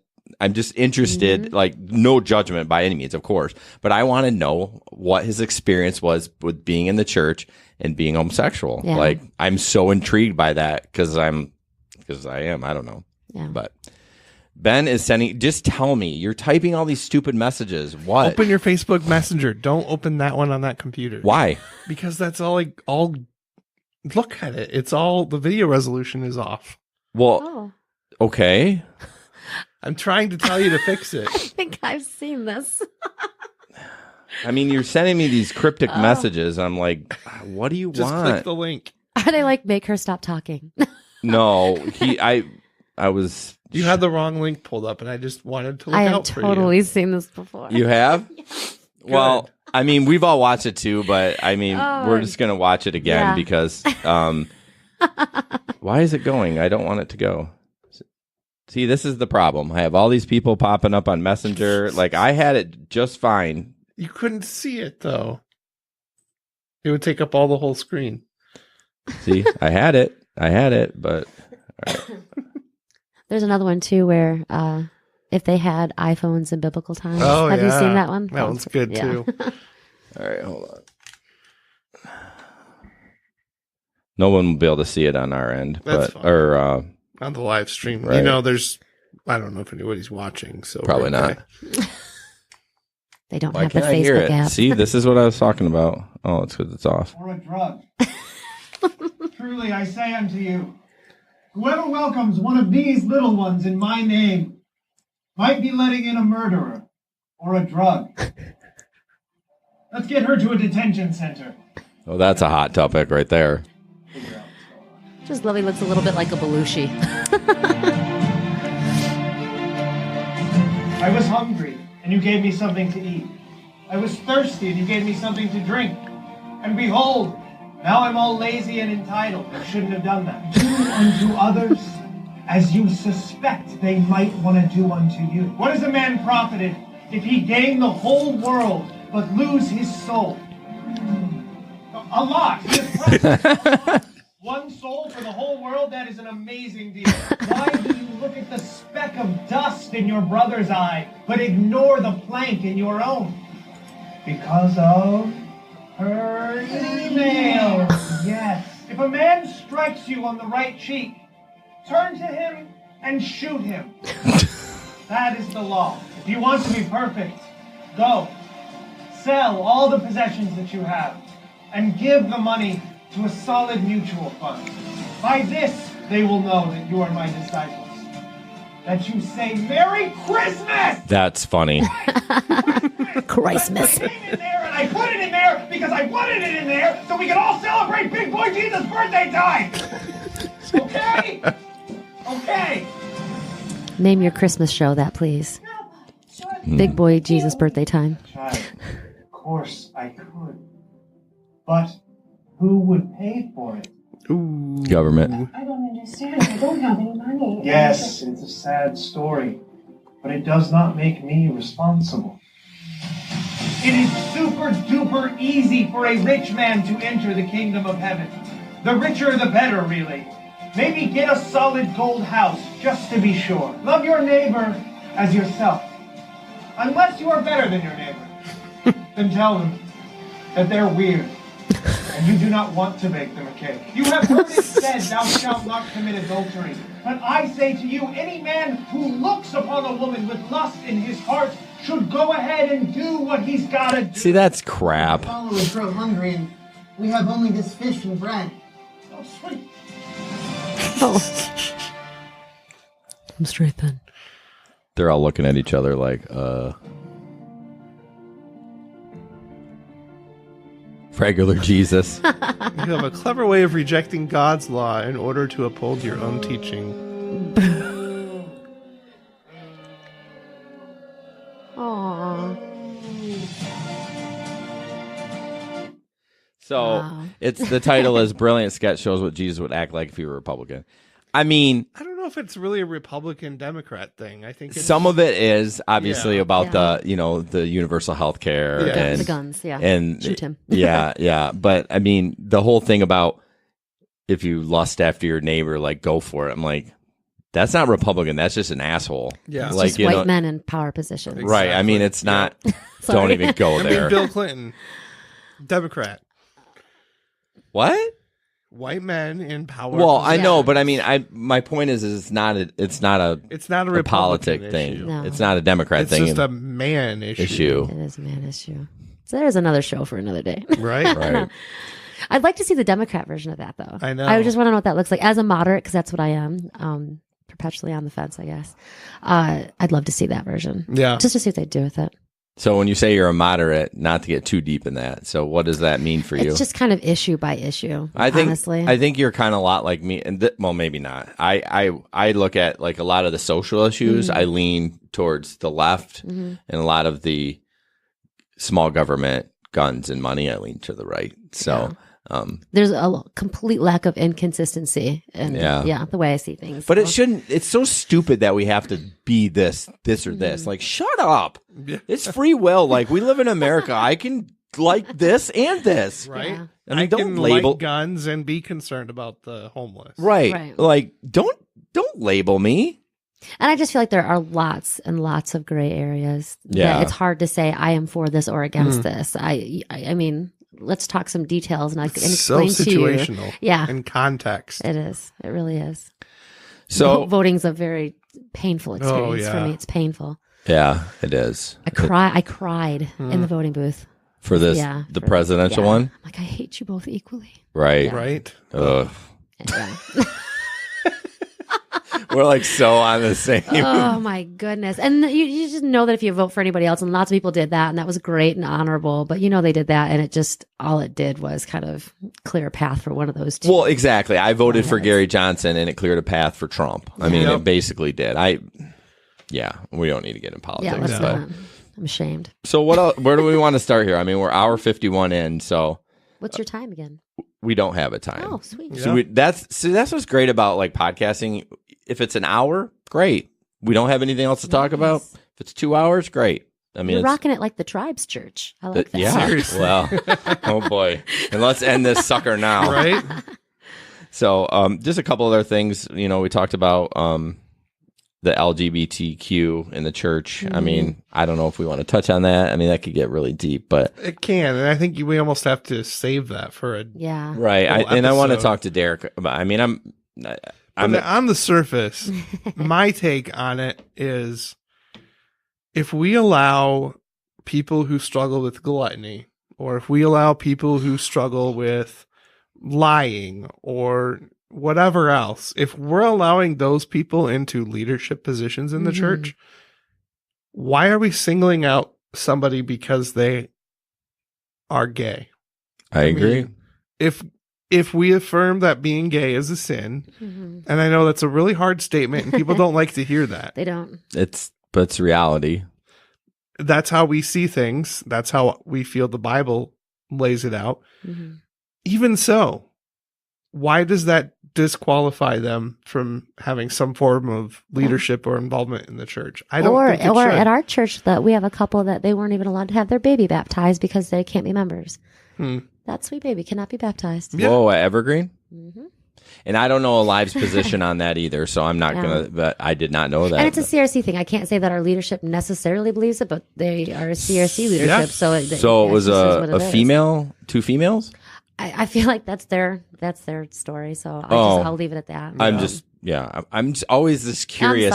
Like, it's not gossip. I'm just like, what is this? What is the story here? Like, I want to hear their story, but. Sure. And now there are churches that, and I find this interesting, and I've given it a lot of thought, and I haven't really decided where I've landed. But there are churches who will say that you can't just cherry pick the verses that outlaw homosexuality. Yeah. And you can't just use those and say that's what it is forever. Because if you take that approach to scripture, then women should still be wearing head coverings to church because the Bible talks about that. Sweet. Too. I don't have to do my hair. Yeah. Seriously.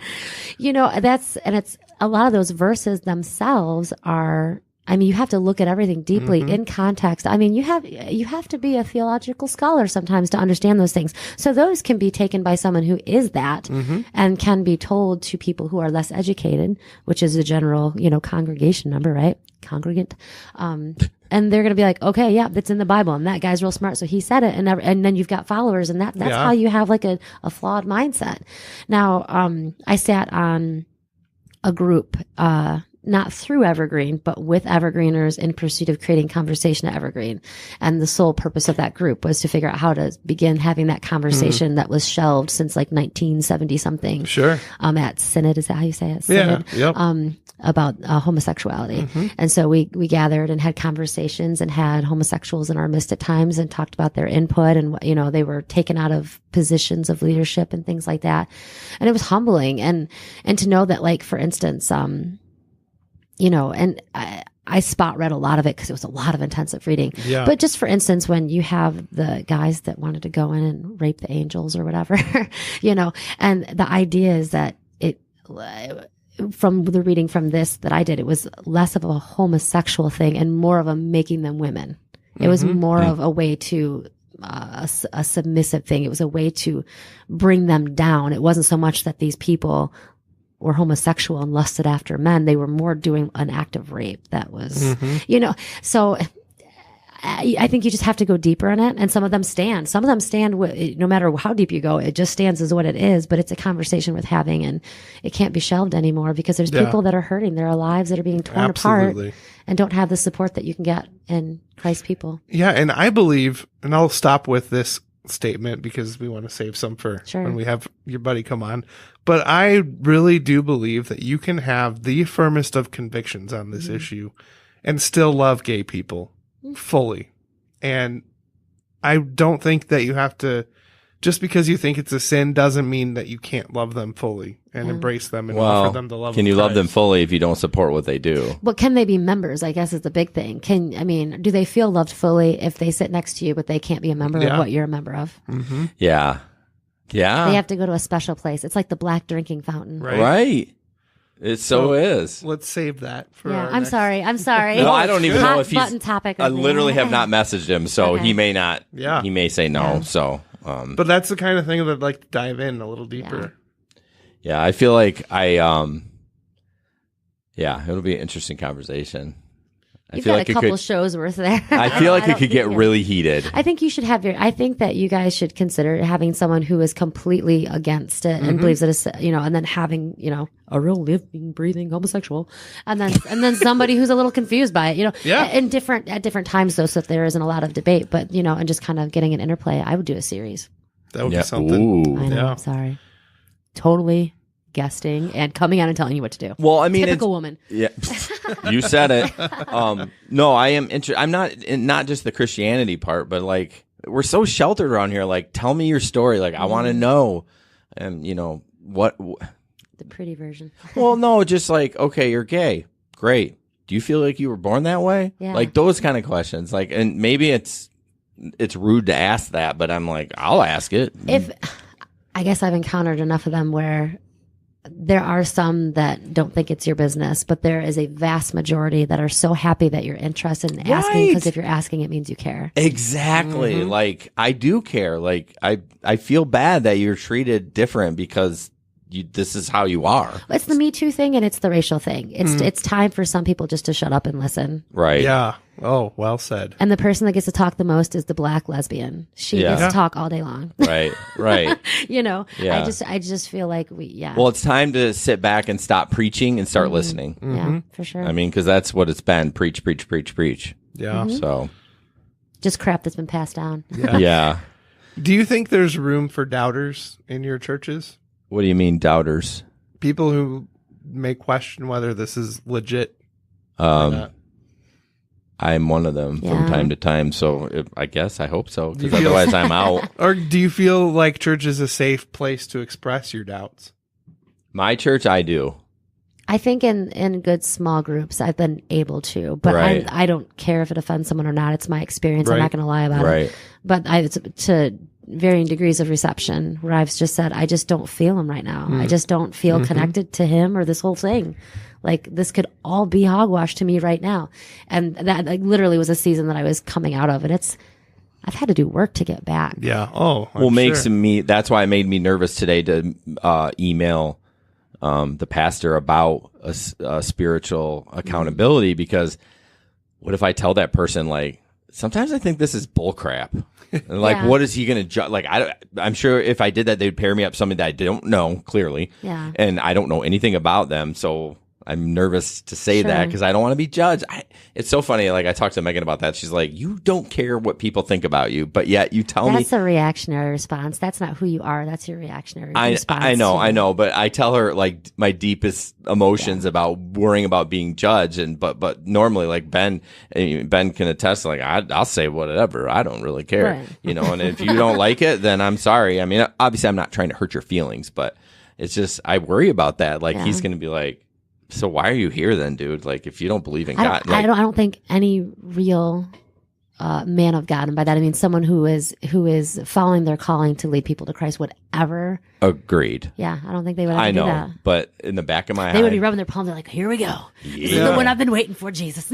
well, Do you think, or have you experienced where a pastor or speaker acknowledged their own doubt from the stage?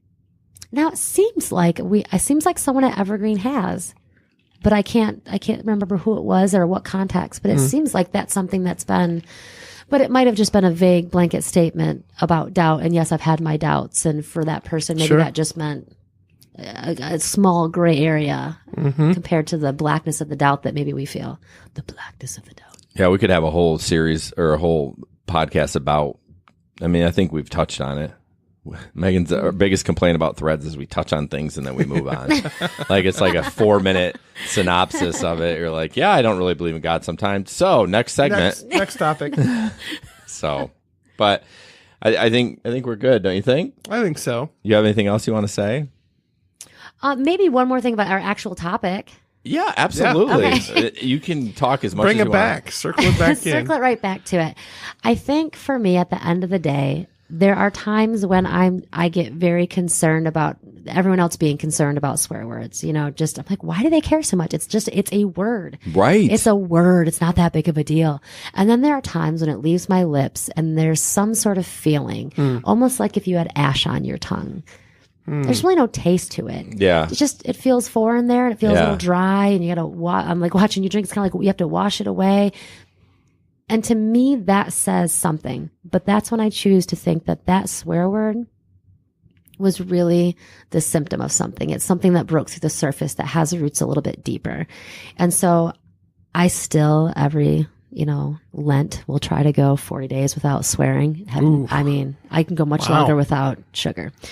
New Year's resolution is always trying to control my language. Like, why do I keep doing that if I'm really not bothered by it? And I think because inside I know that there are some roots that are in there that have nothing to do with the words, but my choice to use them in certain ways.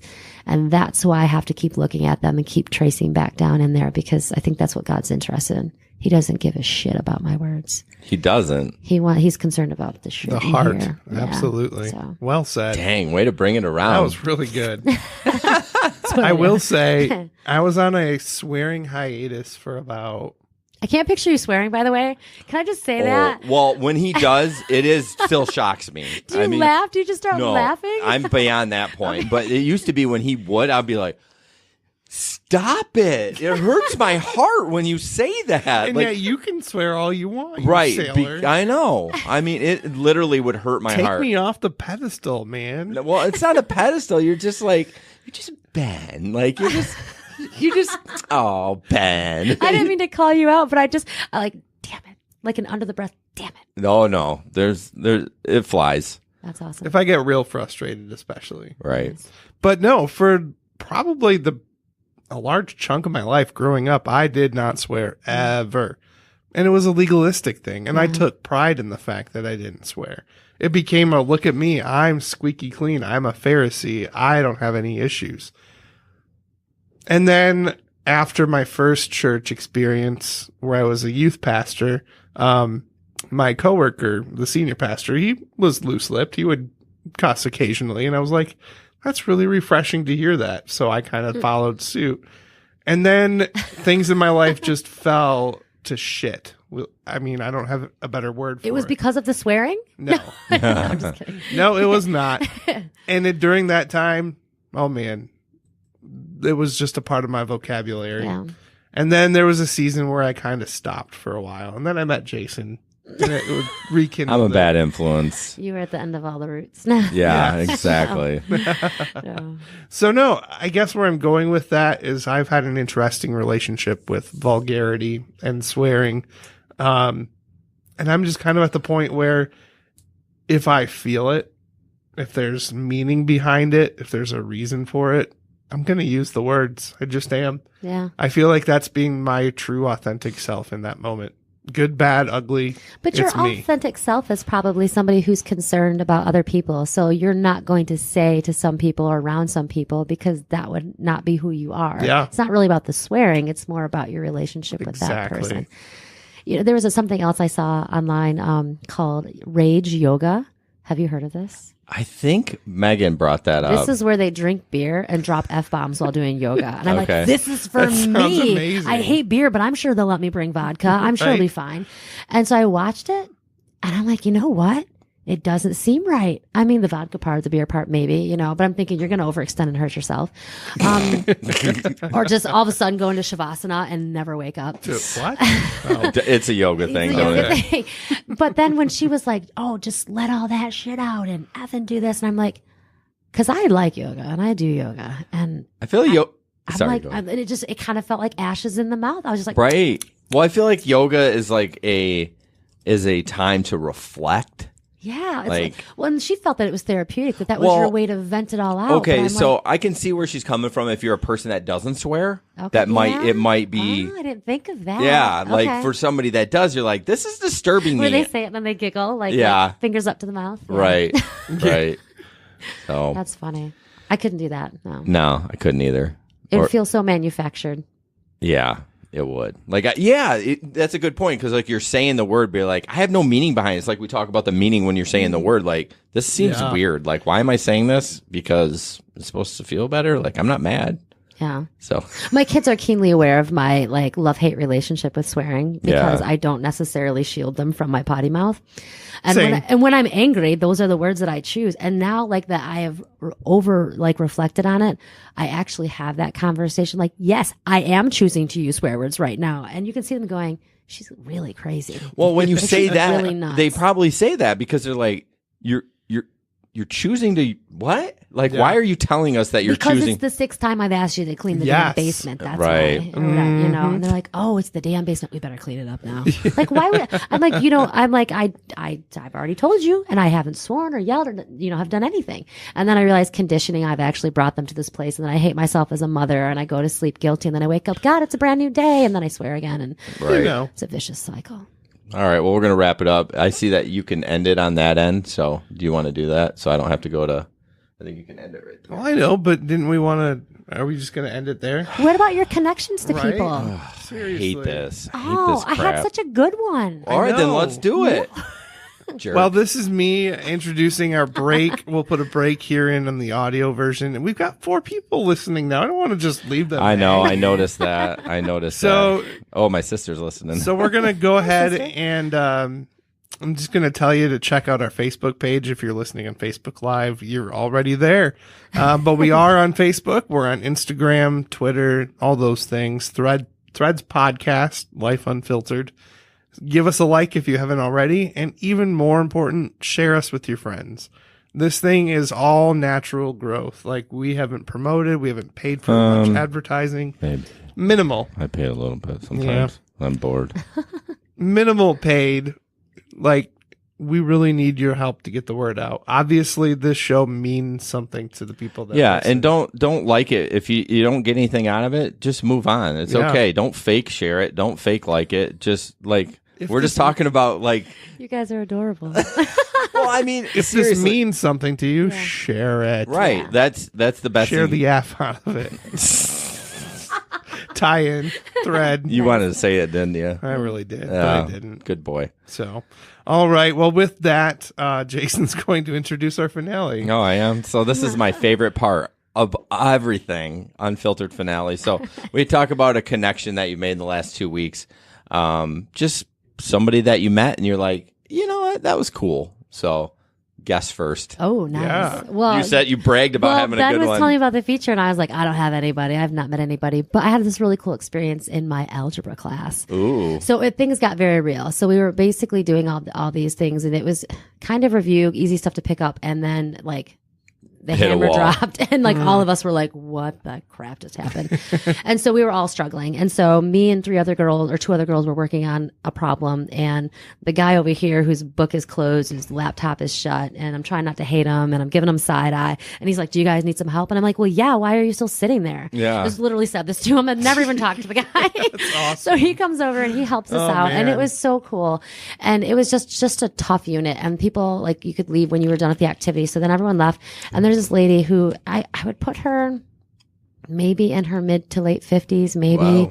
Hispanic lady who just comes in, does her work, doesn't ask too many questions, you know, and she just had that look about her that she was just stuck, you know, and I don't have a lot to offer when it comes to math, like very little to offer, but I did get my activity complete. So I had the answers and I compared them with 3 other people. So I assumed that they were at least mostly correct, you know, it was tough. We could have been all together wrong. Right. But I went over there and I'm like, you know, do you just want to check out my paper and just look at the answers to see how I got there and where I got there? And she looked kind of stunned for a moment because no one had talked to her yet. It's not a very social class.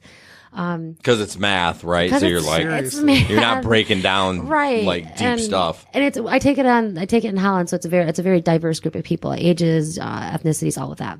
And so I just went and talked to her, and it just, you know how if you really look at someone, you can see little micro expressions in their face. And it felt so good to be the person to walk up to her and offer her help. And it was so beautiful just to see just the small little piece of gratitude as she kind of went through. And I asked her, I'm like, I'm willing to stick around. And she's like, no. And I didn't want to like embarrass her or make her feel bad. So I Right. just took my paper and left. But it was cool. And I just kind of wish more people would do that.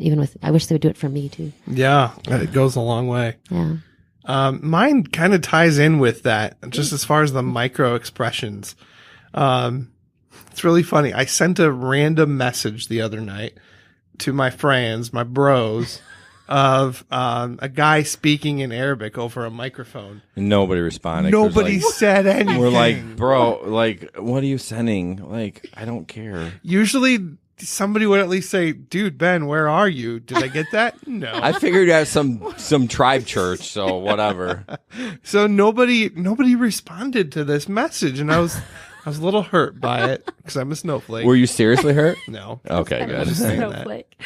Oh yeah, we talk about Ben the snowflake all the time.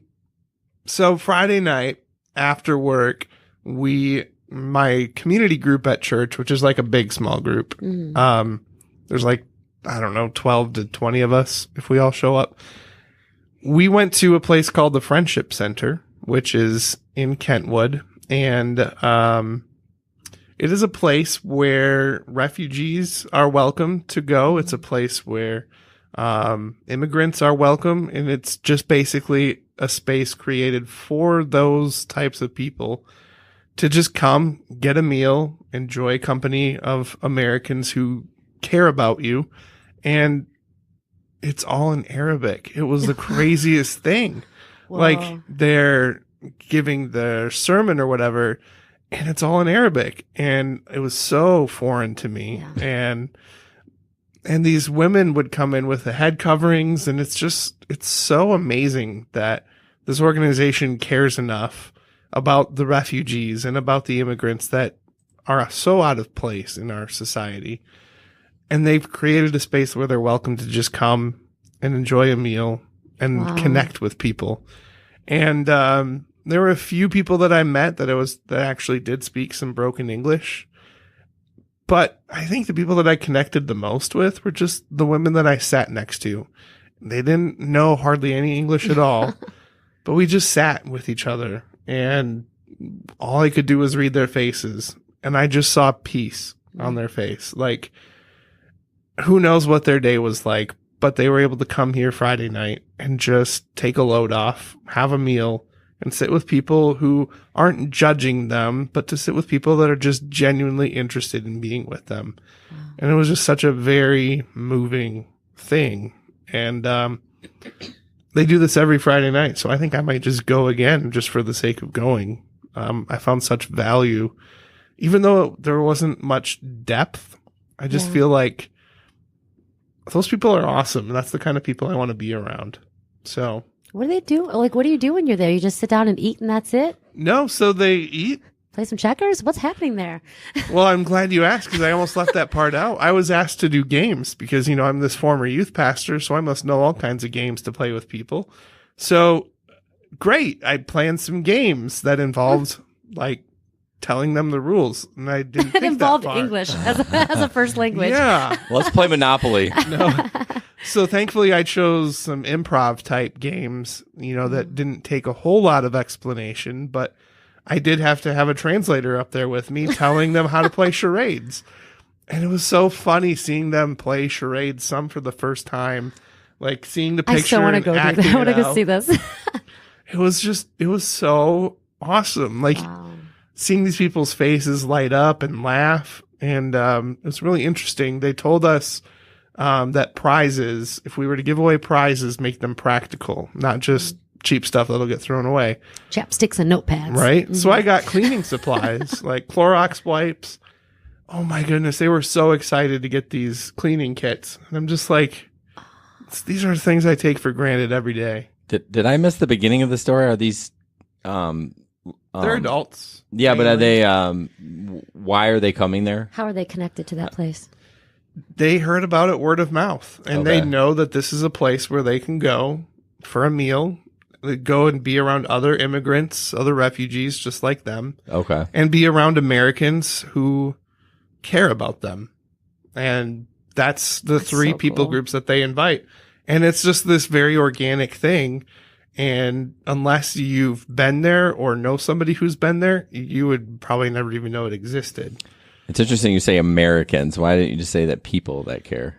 I'm just curious. You said it twice, so it's in their verbiage. Like that's it's how probably they because talk it's here in about America. It. It's because we're the hosting. Like they say in the description, come and meet Americans who care about you. Oh, okay. So that sounds amazing. Well, it's like a good idea because then if you can make a connection with somebody, like they probably feel really alone. Yeah. You know what I mean? Being in America and they're like, oh, this white American wants to befriend me. I want to bring my small group. That seems like it would be a great time to serve. Well, It is. You guys should connect, and you Yeah. guys can go do that. I'll send you the link. Jason's like, I'll not be there.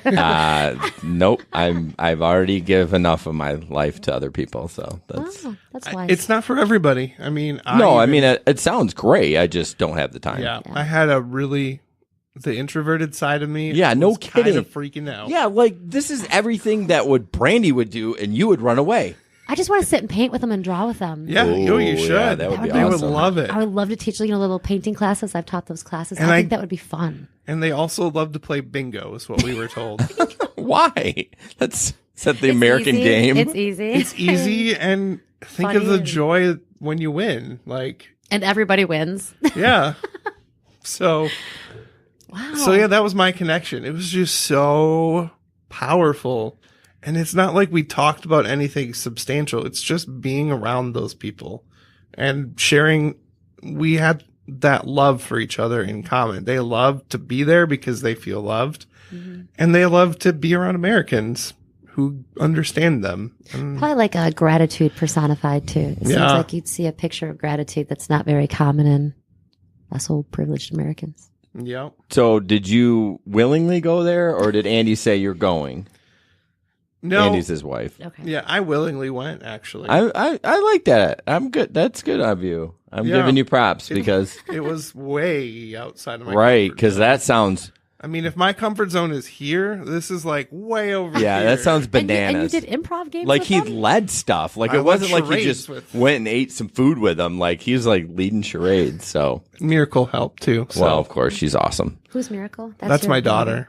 And she's black. And so that's a concept that I don't think is prevalent. And maybe I'm stereotyping in these Arabic cultures. I don't think adoption of a different race is something they're exposed to. Oh, I would say absolutely not. I So- think your country would have to be a melting pot country Yeah. for that to even be. Right. And they're not. Yeah. So when my daughter came running up, I introduced her as, this is my daughter. And Micro expression. yeah. And some of the ladies were like, whoa, whoa. And then all of a What? sudden we just got this sweet, oh, response from them. And that was so affirming. Too. Well, they figured it That's out, so cool. obviously. yeah. So that's my connection. You know, I'm not going to talk about mine because your guys' was awesome and mine's not that big of Lame. it. No, but I should have gone first. So, like, no, seriously, it's not. Really? Well, it's just I bet you we could. I bet you once it's out, you'll realize how awesome. it's not it that is. awesome. I honestly like Ben pushes. This is where I grow with Ben because he makes me do these dumb things and I hate them. Like, let's just talk. Like, why do I have to think? You've chosen not to send the email about accountability, and you are choosing not to talk about your connection. I'm just asking. They're just questions, Jason. I mean, I'll talk about it, I guess. It's no big deal. So, like, with Sully being autistic, we've had some rocky roads in Granville schools, and we finally got it smoothed out, and then the principal left. And he was awesome, and he just was amazing. And so we got a new principal, and that's scary to us. And we were really worried, you know, is this principal? I mean, I feel like every principal has kids in their best interest, but how sensitive are they to special needs kids? You know what I mean? And so we had a meeting with everyone, and it was awesome. Like, That's good. she just said, "What can I do to help?" Like, it was really good to see. Good opener. Who initiated the meeting? Well, Megan did. So Okay. what happens with I'll try to do the short version, which you know, the IEPs. It's like our IEP wasn't going to be till May. I'm like, we need to have a meeting before the IEP because like May Yeah. comes like then we have what, Quick. 3 weeks of school Yeah. and then we're You need to get that structure sooner. right. Yeah. So I mean everything's going fine. So Megan initiated the meeting so we could meet her and just see where she stood on all of this. So when we go in the IEP, we want her to know that, and I'm sure the teachers have told her like, this is the Tearies, so you don't want to mess with them. Like, this is like, ba, ba, ba, ba, ba. And so, sorry, Ben was writing a note. Yeah, me too. I mean, it's 2:21. I mean, seriously. I slowed down drinking water because I had to pee. But no, it was good to see that, Yeah, this is what he does. He throws me off. He throws me off so much. He writes me He's notes. finally opening up, and now it's about your bladder. Right, exactly. No, so it was just a good connection. I was just very nervous. We were both very nervous going in to see what her idea of was with special needs. So, see, kind of lame. Not No, like you. I that don't is thi- I not don't lame think at so. all. Don't kiss my ass. I'm not. It's No. your son. I know, but I just I want to wrap the podcast up with something awesome. And your thing was awesome. I'm like, damn it, I should have gone first. Like, Sorry. It should have just went like this. well, I Just gave worked you our the. way up Well, to- it's funny because I gave you first, and he jumped right in. I was going Well, to it was go. a and- good segue. I know it a good was. It was seg- perfect. I love a good segue. I know. And I was There's like, always connections. You can always find well, connections. it's funny. You were talking about it. I tuned out at the beginning because I was actually butthurt because I was like, oh man, I got to do my dumb thing. That's why I brought it back. I'm like, can you tell me again what was Oh, not no. butthurt, but I was just No, like, you're oh. He's fine. a snowflake now. Yeah. Thank you. Ooh. Thank you. Thank Can you. I just tell you that this has been so amazing? And you really need to find another topic that I love so you can ask me back because We'd love to. I would love to do this again. You're not inviting me. I'm telling you that I have Yes. to. No. I like that. It's on my bucket list 3 times. 3 times. No, it's we love having people on because we have good conversations, but we need somebody to challenge us or be like, seriously? No. Like, because I'm kind of a control, right? I run the show and everything, and Ben has a hard time sometimes saying, challenging me, What? Yeah. slowing me down or Right. whatever. But I feel like you would be one if I got way off the rails, you'd be like, give me that. Wait. Say Vice what? versa. Right. And I would do the same too. Like, so no, Yeah. we'd love to have you on. That'd be Like, awesome. I actually Yeah. thought about when we talked about the homosexuality in the church, like, Brandi would be going to have on. If to you need kind a of monkey in the meet- middle, I'm your girl. like a I'm the mediator. monkey in the middle for anything. Yeah, Yeah. because I feel like Derek is super passionate about it, and I feel like it could get a little heated. Not like mean, but just like and Sure. Ben's over in the rocking in the I think corner. it's a personal experience for him Right, that he's seen absolutely. every phase of. So I think it'd be very important. Right, and he's young too, so that your passion looks different when you're in your 20s. Right. Oh, for sure. But that's why I want to bring him on because I think he can bring so much to Yeah. talk about. So, For sure.